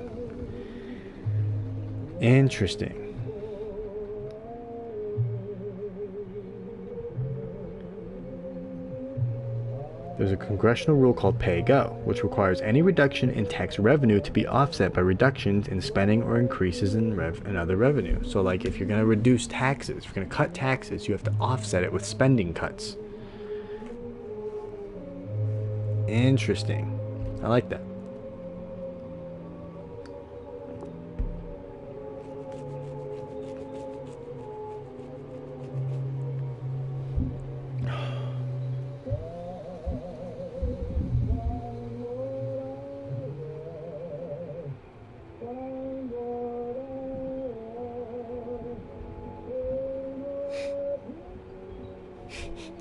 Hot Wheels. That's crazy. Jasmine Crockett just called Greg Abbott Hot Wheels. In 2009, the exemption was set at $3.5 million. In 2010, there was no estate tax, and the exemption was scheduled to go back to $1 million in 2011. But because of a new tax deal at the end of 2010, in 2011 and 2012, the exemption was raised to $5 million. By eradicating the death tax in 2010, Republicans were able to say they eliminated the death tax, but because they had to pay for it, the numbers changed by the year. The underlying ideologies of the estate/death tax divide are pretty interesting and illustrate one of the few really neat rifts in the worldview between conservatives and liberals. Conservatives and libertarians have made the death tax one of their pet issues because they feel that it's an absolute unmitigated violation of property rights that flies in the face of the American dream.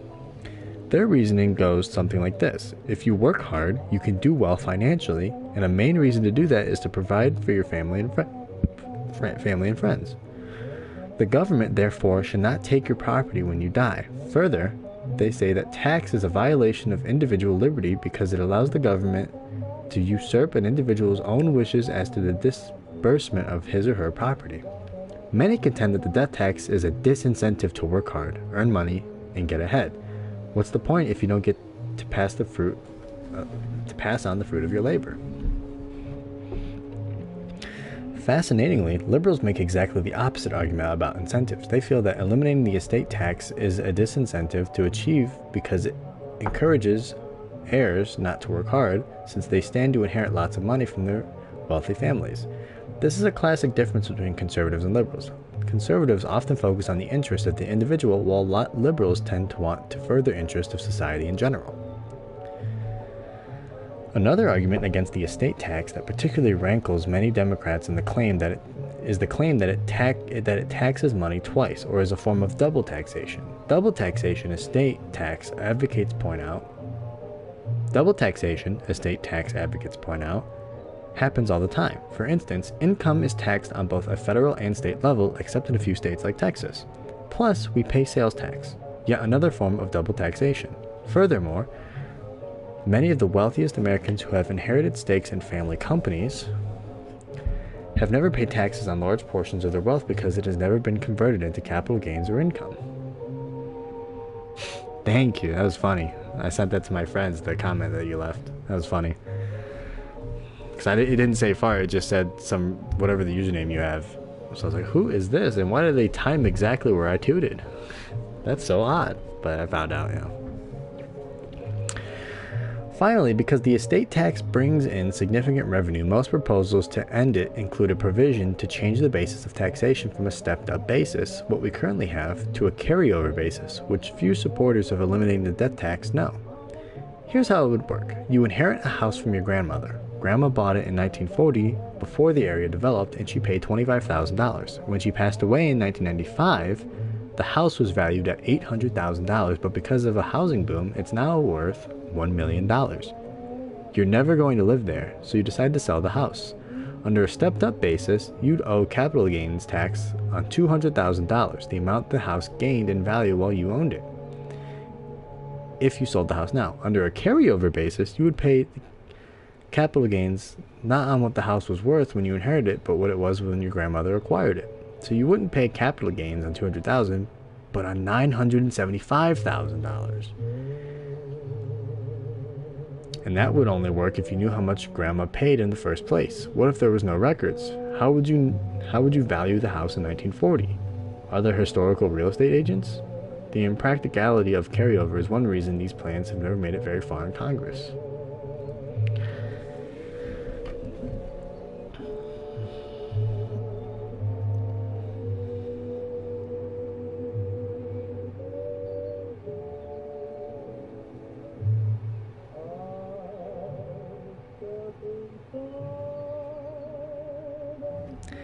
All that explains what some of the Bush tax cuts were. But what did they do? For one thing, tax cuts did not affect all Americans equally. By some measures, the prime beneficiaries of the cuts were the wealthy, and somewhat left-leaning Brookings institutions estimated that the top 10% of earners received 81.8% of the benefits from the cuts on investment taxes such as capital gains. While the tax cuts increased everyone's available income, the greatest percentage change by 2005 was seen in the income of those in the top 1%, earning over $1.2 million a year.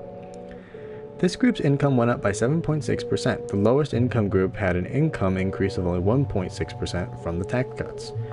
Many Democrats think that this is unfair and counterproductive. Most Republicans believe it's just and ultimately best for the economy. But that is the only way of approaching the issue. Over 10 years, the Bush tax cuts produced $3.8 trillion in savings, only $800 billion of which went to the top 2% of earners, those who make over $250,000 a year. Therefore, most of the dollar value of the tax cuts will go to the middle class, even though the percentage of value accrued more to the wealthy. To lift the economy, money from tax cuts has to be spent. Low-income and middle-class families usually spend the money they get back from tax cuts. The wealthy tend to save the money. They have enough to buy what they want and need anyways. Since a large percentage of the dollars given back by Bush's tax cuts went to the wealthiest 1% of Americans, a significant portion of the cuts would not be expected to stimulate the economy in the short term. They would have encouraged savings, and since the wealthy usually invest their savings in stocks, bonds, and other financial funds, the tax cuts probably stimulated the finance industry.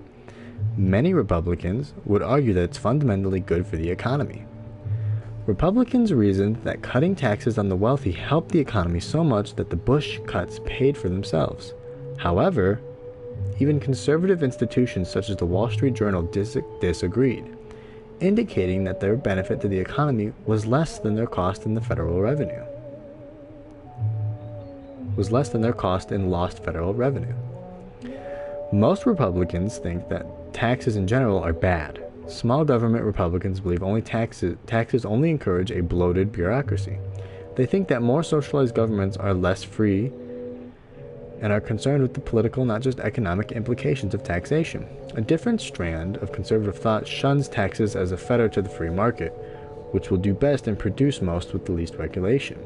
They are sometimes derisively called market fundamentalists, since they believe in the power of the market to right all wrongs. Okay. Ooh, I'm getting a strain in my arm. I'm holding my book.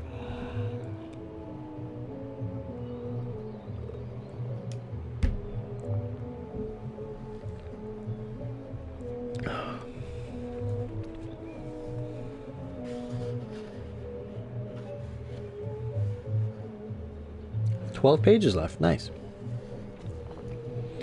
Two important conservative groups that focus on taxation are Club for Growth and Americans for Tax Reform, the latter headed by staunch small government Republican Grover Norquist.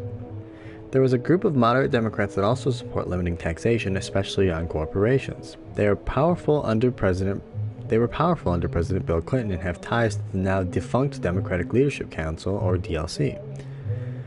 Libertarians also opposed almost all taxes, and the Libertarian Party has supported the flat tax, a single tax rate that would apply to all Americans equally. The flat tax was the center of publishing heir Steve Forbes' presidential bids in 1996 and 2000. Democrats countered that the flat tax is regressive. The effective tax rate decreases as the amount of money to which the tax is applied increases. Income taxes, by contrast, are progressive. The rate increases as the amount of money to which the tax applies increases. The idea behind progressive tax rate is that the more disposable income you have, the more you can afford to give to the government. Conservative economics had its heyday under Republican President Ronald Reagan when supply-side economics came to the fore. Supply-side and trickle-down economics are different, but both are usually conflated into the term Reaganomics. Supply-side economics focuses on cutting marginal tax rates in order to create incentives for people to work effectively and efficiently. The argument is that marginal tax rates that increase as people earn more money deter people from working harder, and instead encourage them to do things that would reduce their tax burden, such as taking paper losses and depreciating investments. Supply-siders think that this is counterproductive because such taxes effectively discourage people from adding value to the economy. They assume that reducing taxes encourages economic activity, spurring growth, thus increasing tax revenues. Okay, wait, let me reread that. They assume. Supply-siders think that this is counterproductive because such taxes effectively discourage people from adding value to the economy. They assume that reducing taxes encourages economic activity, spurring growth, thus increasing tax revenues. Supply-side economics had some support from economists, but its real champions were politicians, pundits, and conservative commentators. Trickle-down economics posits that money at the top of the fiscal food chain drips down to the lower levels. The rich spend, creating a livelihood for others. Trickle-down economics posits that money at the top of the fiscal food chain drips down to the lower levels. The rich spend, creating a livelihood for others. Trickle-down economics supporters therefore think that taxes on corporations and wealthy individuals should be lowered because the wealthy spend more and invest more in new enterprises that grow the economy. Trickle-down economics, however, is basically a pejorative term. Some of the Republican skepticism toward taxes stem from a sense that taxes are unfair because the rich pay more than the poor. In absolute terms, that's true. By some assessments, the top 1% of earners pay almost 40% of all federal income tax revenues. But in relative terms, measured by percentages of income, the rich pay far less. Democrats counter that those who make more and have more should contribute more. They focus on the relative figures rather than the absolute numbers. Furthermore, Democrats aren't ideologically opposed to taxation in the same way that most Republicans are. Liberals think taxes are justifiable for three main reasons. 1. Taxes pay for the infrastructure, legal system, educational resources, and economic opportunities that allow people to make a lot of money in the first place. Valid. 2. Providing for social programs and safety nets raises the overall standard of living, allowing for more productive employees, a larger number of active consumers, greater entrepreneurship, and a more dynamic economy overall. Based. 3.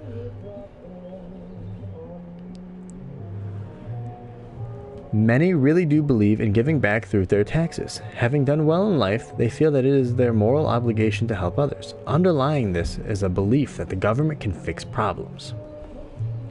Many Republicans believe in giving back too. They just think that we should do so privately. Perhaps the most influential such Republican is Marvin Olasky, who coined the term compassionate conservatism. His view is that it's important to take care of the socially disadvantaged, but that private, preferably faith-based organizations should do this rather than the government. Okay, the last piece of this taxing puzzle is debt and deficits, because cutting taxes can affect how much revenue the country brings in. A federal deficit occurs when the government spends more than it brings in. When federal income is greater than spending, there is a surplus. The national debt is an aggregate measure of all governments' accumulated debt, including the interest owed on borrowed money. In 1998-2001, there was a surplus. One of the reasons the Bush administration thought the nation could afford to cut taxes. In 2007, the deficit totaled $163 billion, the lowest deficit since 2002. However, if you factor in what we borrowed from Social Security, which the White House did not, that figure was more like $350 billion. Republicans credited the 2001 tax cuts with the improvement, since corporate taxes brought in significantly more money in 2007 and 2006, and spending didn't increase much that year. Democrats countered that the tax cuts in 2001 were what brought back the deficit in the first place. In 2012, the gross national debt was over $15 trillion, just over 100% of the GDP. In 2011, a major political battle erupted over increasing the debt ceiling, a number over which the nation's debt is not allowed to reach. The debt ceiling is determined by Congress, and votes around it are more political than financial, because once you have to raise the debt ceiling, you've basically already accumulated the debt. In 2011, fiscal conservatives led by Tea Party Republicans like Paul Ryan, Republican in Wisconsin, used the vote on the debt ceiling as a lever to accomplish other goals like cutting spending. If the debt ceiling is not raised, then the United States could default on its debt, which everyone agrees would entail worse consequences than raising the debt ceiling. For one, We would have to pay higher interest rates on our debt because it would be more risky for lenders to lend us. Votes on raising the debt ceiling become a political opportunity for everyone because there is really no choice but to raise it once the need arises. Therefore, threatening to withhold your vote is a pretty powerful bargaining chip. Deficit spending began during the Great Depression under Democrat President Franklin Delano Roosevelt, who involved the government in financial matters to an unprecedented degree.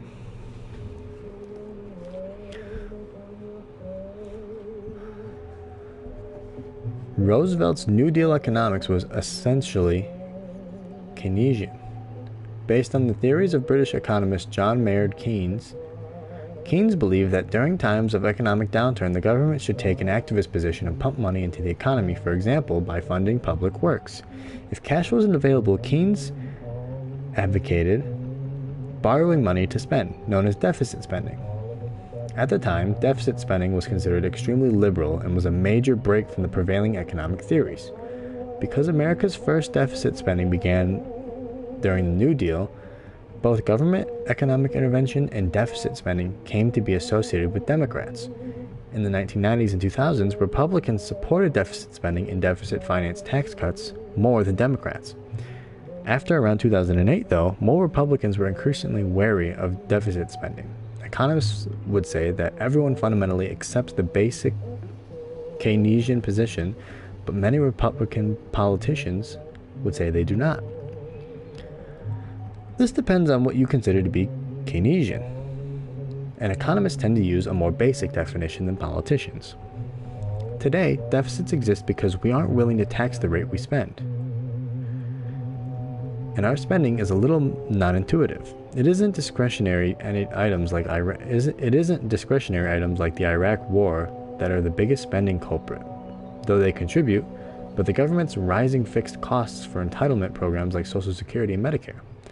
Discretionary spending accounts for more than 1/3 of the federal government's overall outlay and includes money for defense, parks, schools, and other national priorities. Mandatory spending pays for Medicare, Medicaid, SCHIP, and Social Security. These programs are called entitlements because all Americans are entitled to them if they qualify. 2/3 of the federal budget used to go towards discretionary spending and one-third to mandatory spending. But over time, that pattern reversed, and now almost 2/3 of federal dollars are spent on mandatory programs. One reason we're spending more is the higher number of benefit recipients, a demographic issue about which the government has been remarkably short-sighted though various experts have been worrying about it for years. Baby boomers and the huge generation of Americans born from 1946 to 1964 helped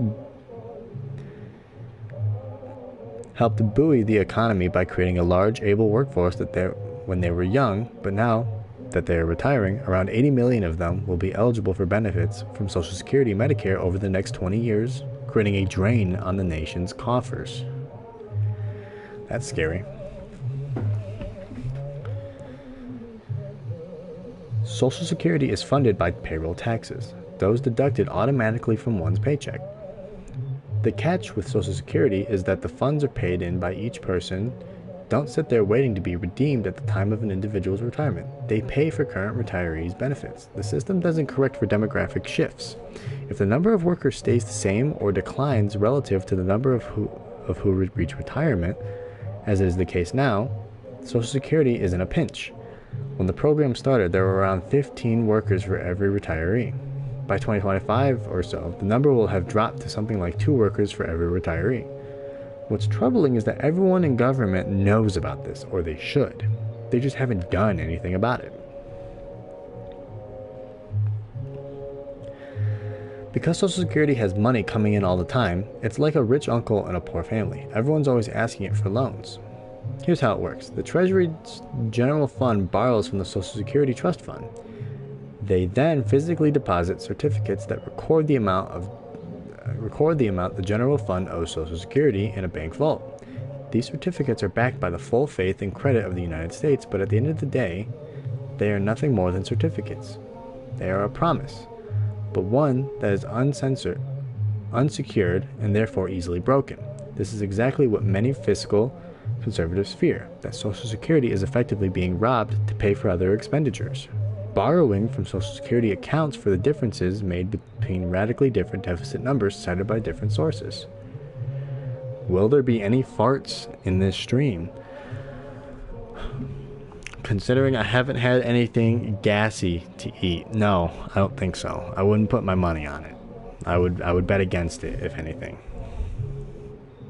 But that's just me. You never know. You never know. Last time you got away with it because I think I had Taco Bell last time. Yeah, yes, I had Asian noodles with tofu for dinner yesterday, so there's some soy in there. I don't know about soybeans, but they probably would have passed through my system by now, so who knows? Who knows? The future holds a lot in store.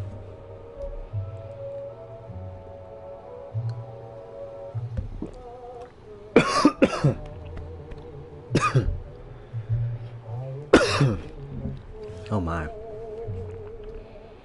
Yeah, we'll see. People who want to downplay the deficit tend not to include the amount we owe to Social Security. However, unless they don't plan on paying back that money and instead aim to renege on already promised benefits, then citing the lower figure is pretty misleading. Always be suspicious of deficit numbers quoted by any politician who has an interest in making the economy look good. Medicare is the 800-pound gorilla in the budget because of the cost of Medicare has gone through the roof. While the baby boom generation requires big payouts because of their sheer numbers, Medicare's larger problem is the ballooning cost of health care. Yeah, maybe. You never know. You never know. It could be this stream, it could be next stream. You never know. Driven by many factors including marketing, research, and increased use of expensive technology, healthcare costs have risen precipitously over the past few decades. Controlling healthcare costs is going to be key to dealing with the country's finances. Given demographic pressures, increasing costs and inadequate revenue, the federal deficit rose to unprecedented levels in the first decade of the 21st century. There has been a big debate over deficits, with many Republicans claiming deficits don't matter, and many Democrats concerned that not only do they matter, deficits are too high. Recently, more Republicans, and in particular members of the Tea Party, have joined the fiscal conservative camp. There are two camps of Republicans who regard deficits with nonchalance. Supply-siders reason that the deficits resulting from tax cuts don't matter why is this written like this? Supply-siders reason that deficits resulting from tax cuts don't matter because tax cuts will spur economic growth, ultimately paying for themselves. Others, mostly political strategists, think deficits are a good thing because they force the government to cut services in order to lower the debt, thus enforcing a smaller government. These positions are actually in opposition. If tax cuts pay for themselves, there's enough money for services. If spending has to be cut, tax cuts aren't raking in money. The only way around this ideological stalemate would be the following scenario. You cut taxes, expecting the economy to run up a big deficit in a few years, but then rebound and make all that money back soon thereafter. In the intervening time, you cut services, thus lowering expectations about what government will provide.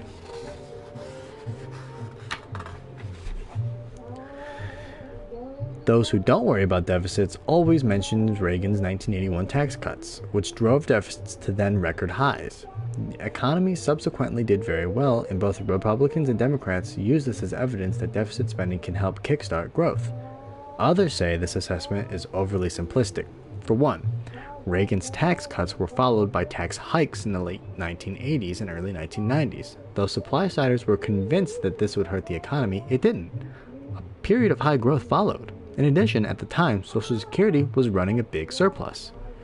The argument that deficits are acceptable rests on the notion that the money borrowed is invested in order to grow the economy. It's the same idea as taking a loan for business school. Sure, it's expensive, but you'll be able to repay the loan in a year or two of employment, and you probably wouldn't be able to make as much money without the business degree. However, many worry that our deficit spending isn't going towards good investments. As long as we keep making more and more money, modest deficits don't matter. It makes sense. It's okay if you only charge an extra $200 on your credit card every month if your salary rises by at least that amount. The problem is that the economy doesn't always grow, and if it takes a turn for the worse, deficits and accumulated debt can provide a very big problem. This is why deficits tend to be related to GDP. If the debt doesn't grow faster than the GDP, we're okay, because the country is producing more and eventually can expect it to pay everything back. If debt outpaces GDP, however, most agree that's cause for worry. Be aware, however, that some argue that even extremely high deficits aren't necessarily a problem. One of the main arguments against high deficits and debt is that they crowd out other forms of investment. In other words, government borrowing makes it difficult for others to invest because it raises interest rates. You can keep this from happening by printing more money, so more cash is available for more people to invest, but this lowers the value of the dollar and feeds inflation. President Clinton's Secretary of the Treasury, Robert Rubin, is one of the nation's biggest deficit hawks, those who want to minimize deficits and debt, and he often invokes crowding as a serious danger. In the 1980s, deficit hawks were usually Republicans, but now many are Democrats. That may really have to do with who is in power at any given time. It's in the majority party's interest to spend money, and it's in the minorities to criticize them for it. To make up for the deficits in our national budget, we borrow money from other countries. China is the biggest holder for American debt. We owe the Chinese over $1 trillion. Japan is second with about $1 trillion, followed by Brazil at $237 million.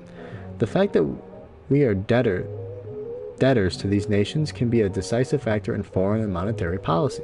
By holding American debt, lender countries inherently have some control over our economy, which gets us right back to where we started: interest rates. Lowering interest rates is not good for our relationships with all other countries we borrow from. Why? Lowering interest rates makes the debt we owe them less.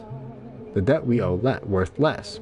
It also lowers the value of the dollar relative to other currencies. Interest, after all, is a kind of rent. You want to park your money in a high rent neighborhood because you want to make as much off of it as possible, right?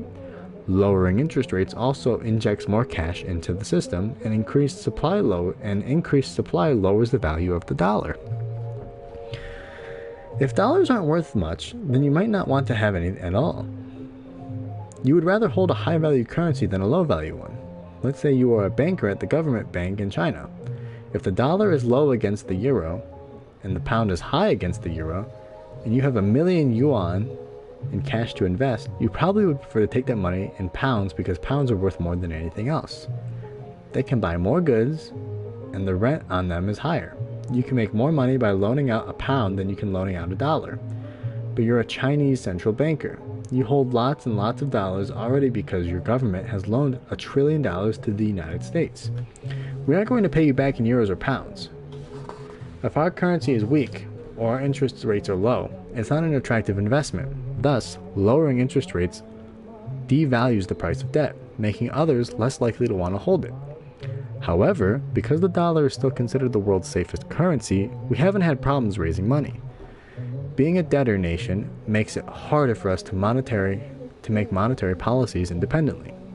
Lower the interest rate to inject cash into the economy? Sure. But you also lower the value of your debt, which will annoy Japan, China, and Britain. And if you push them too far, they might just call in their loans. That would be a real disaster because we'd owe them a lot of money fast. Plus, when people get rid of the dollars, they increase the supply of dollar in the world market.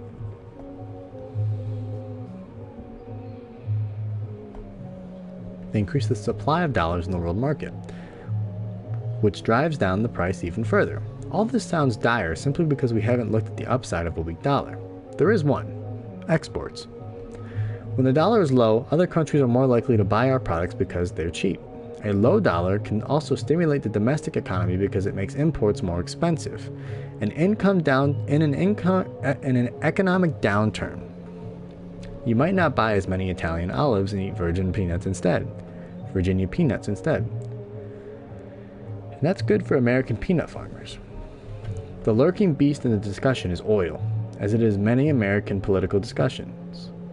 But oil is a particularly dangerous beast around monetary policy. Here's the key. Oil is denominated in US dollars. No matter where you are in the world, oil is tied to the greenback. Americans have been lucky. We have to deal with the fluctuating cost of oil, but not with any currency fluctuations in oil. A weak dollar, though, also means that oil is relatively cheap for others, and when it's cheaper, other countries buy more, decreasing supply and driving up prices. Many economists and oil industry executives think that this is exactly what happened in the first decade of the 21st century. Concerned by the weak dollar, oil-producing nations have been selling our currency right and left, holding reserves in euros and pounds instead.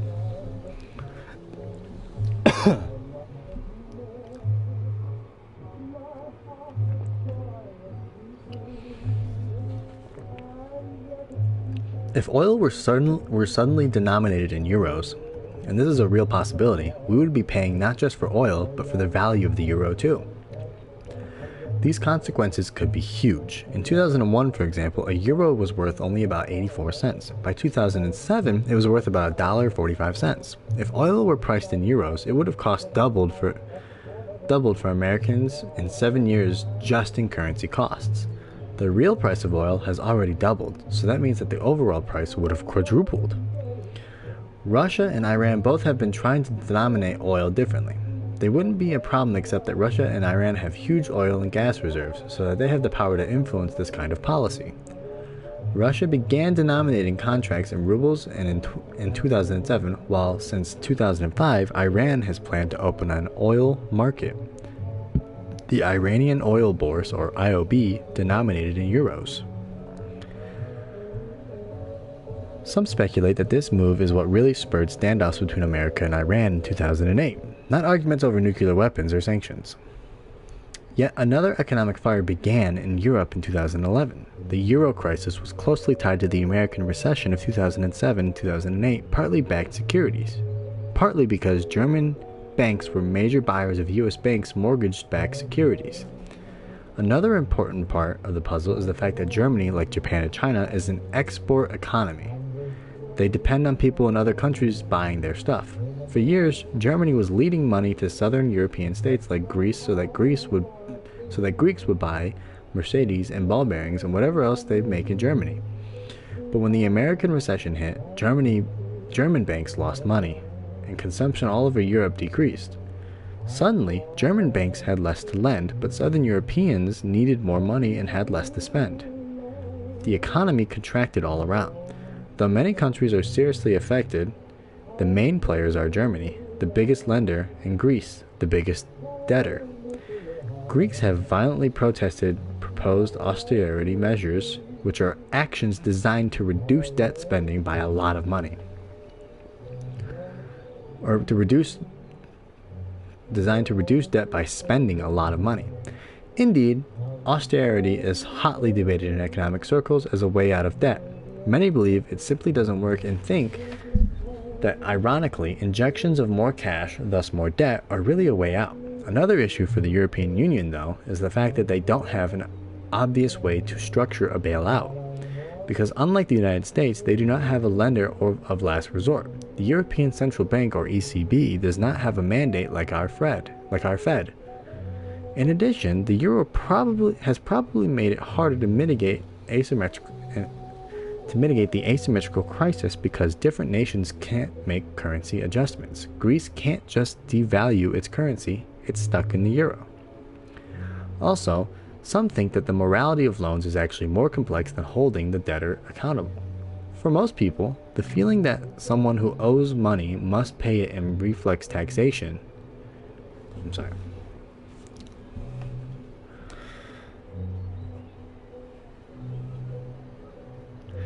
Also, some think that the morality of loans is actually more complex than holding the debtor accountable. For most people, the feeling that someone who owes money must pay it is a reflex reaction, but some argue that loans are a two-way street. Someone made the loan willingly and assumed the risk. If an investor carried no risk, there would be no reward. Why would only the debtor be on the hook rather than the lender? And if the lender coerced the debtor into taking the loan? And what if the lender coerced the debtor into taking the loan? What if the debtor lied about the terms? And even more confusingly, how do debts carry over in time?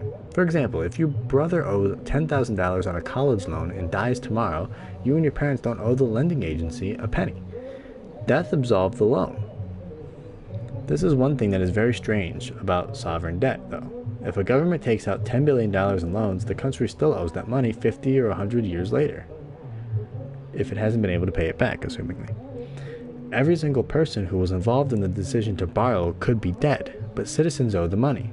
Even if you had an autocratic, non-democratically chosen leader, this is one reason that debt feels especially unfair to non-democratic countries and to the young, because they tend not to have a voice in taking the debt in the first place, but are nonetheless expected to pay it off.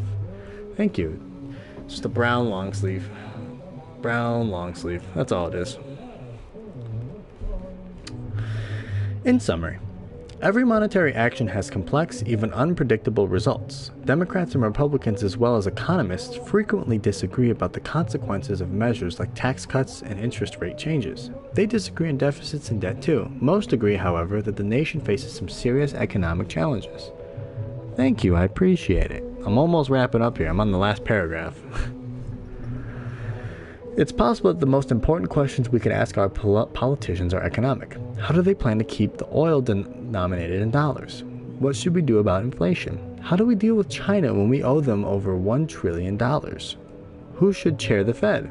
Basically, we should ask our politicians at what temperature should we set our economic oven. And if they can't stand the heat, they definitely shouldn't be in the nation's kitchen.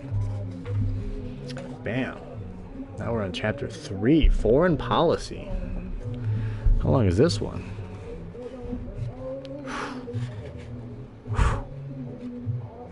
Whew. That's a big one.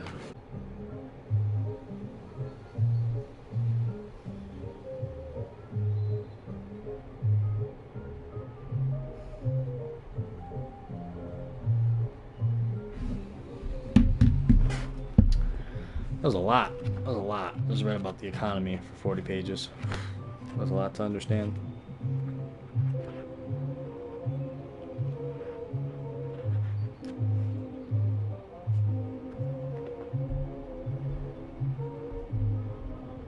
"44 pages, so it's a little longer than the economy one. That's where I'm at in this book. Broadly, it was a decent explanation at some things. Like it mostly focused on things like interest rates, loans, the Federal Reserve, learning about the fact that the Federal Reserve doesn't just mandate, wave the wand, and instruct. What do you call it? 22. Why are there 22 messages here?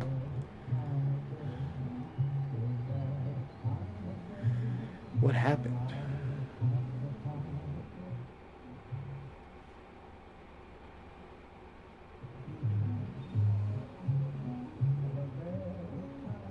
That glitch happened, I don't know what.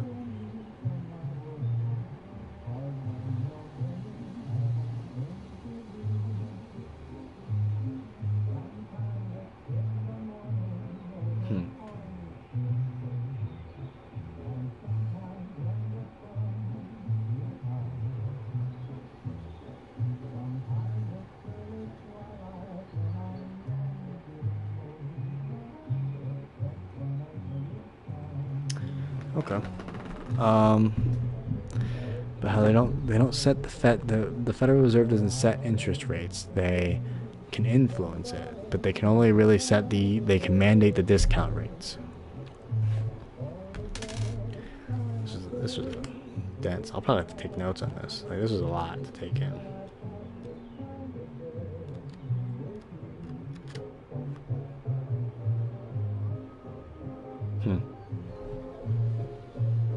Okay.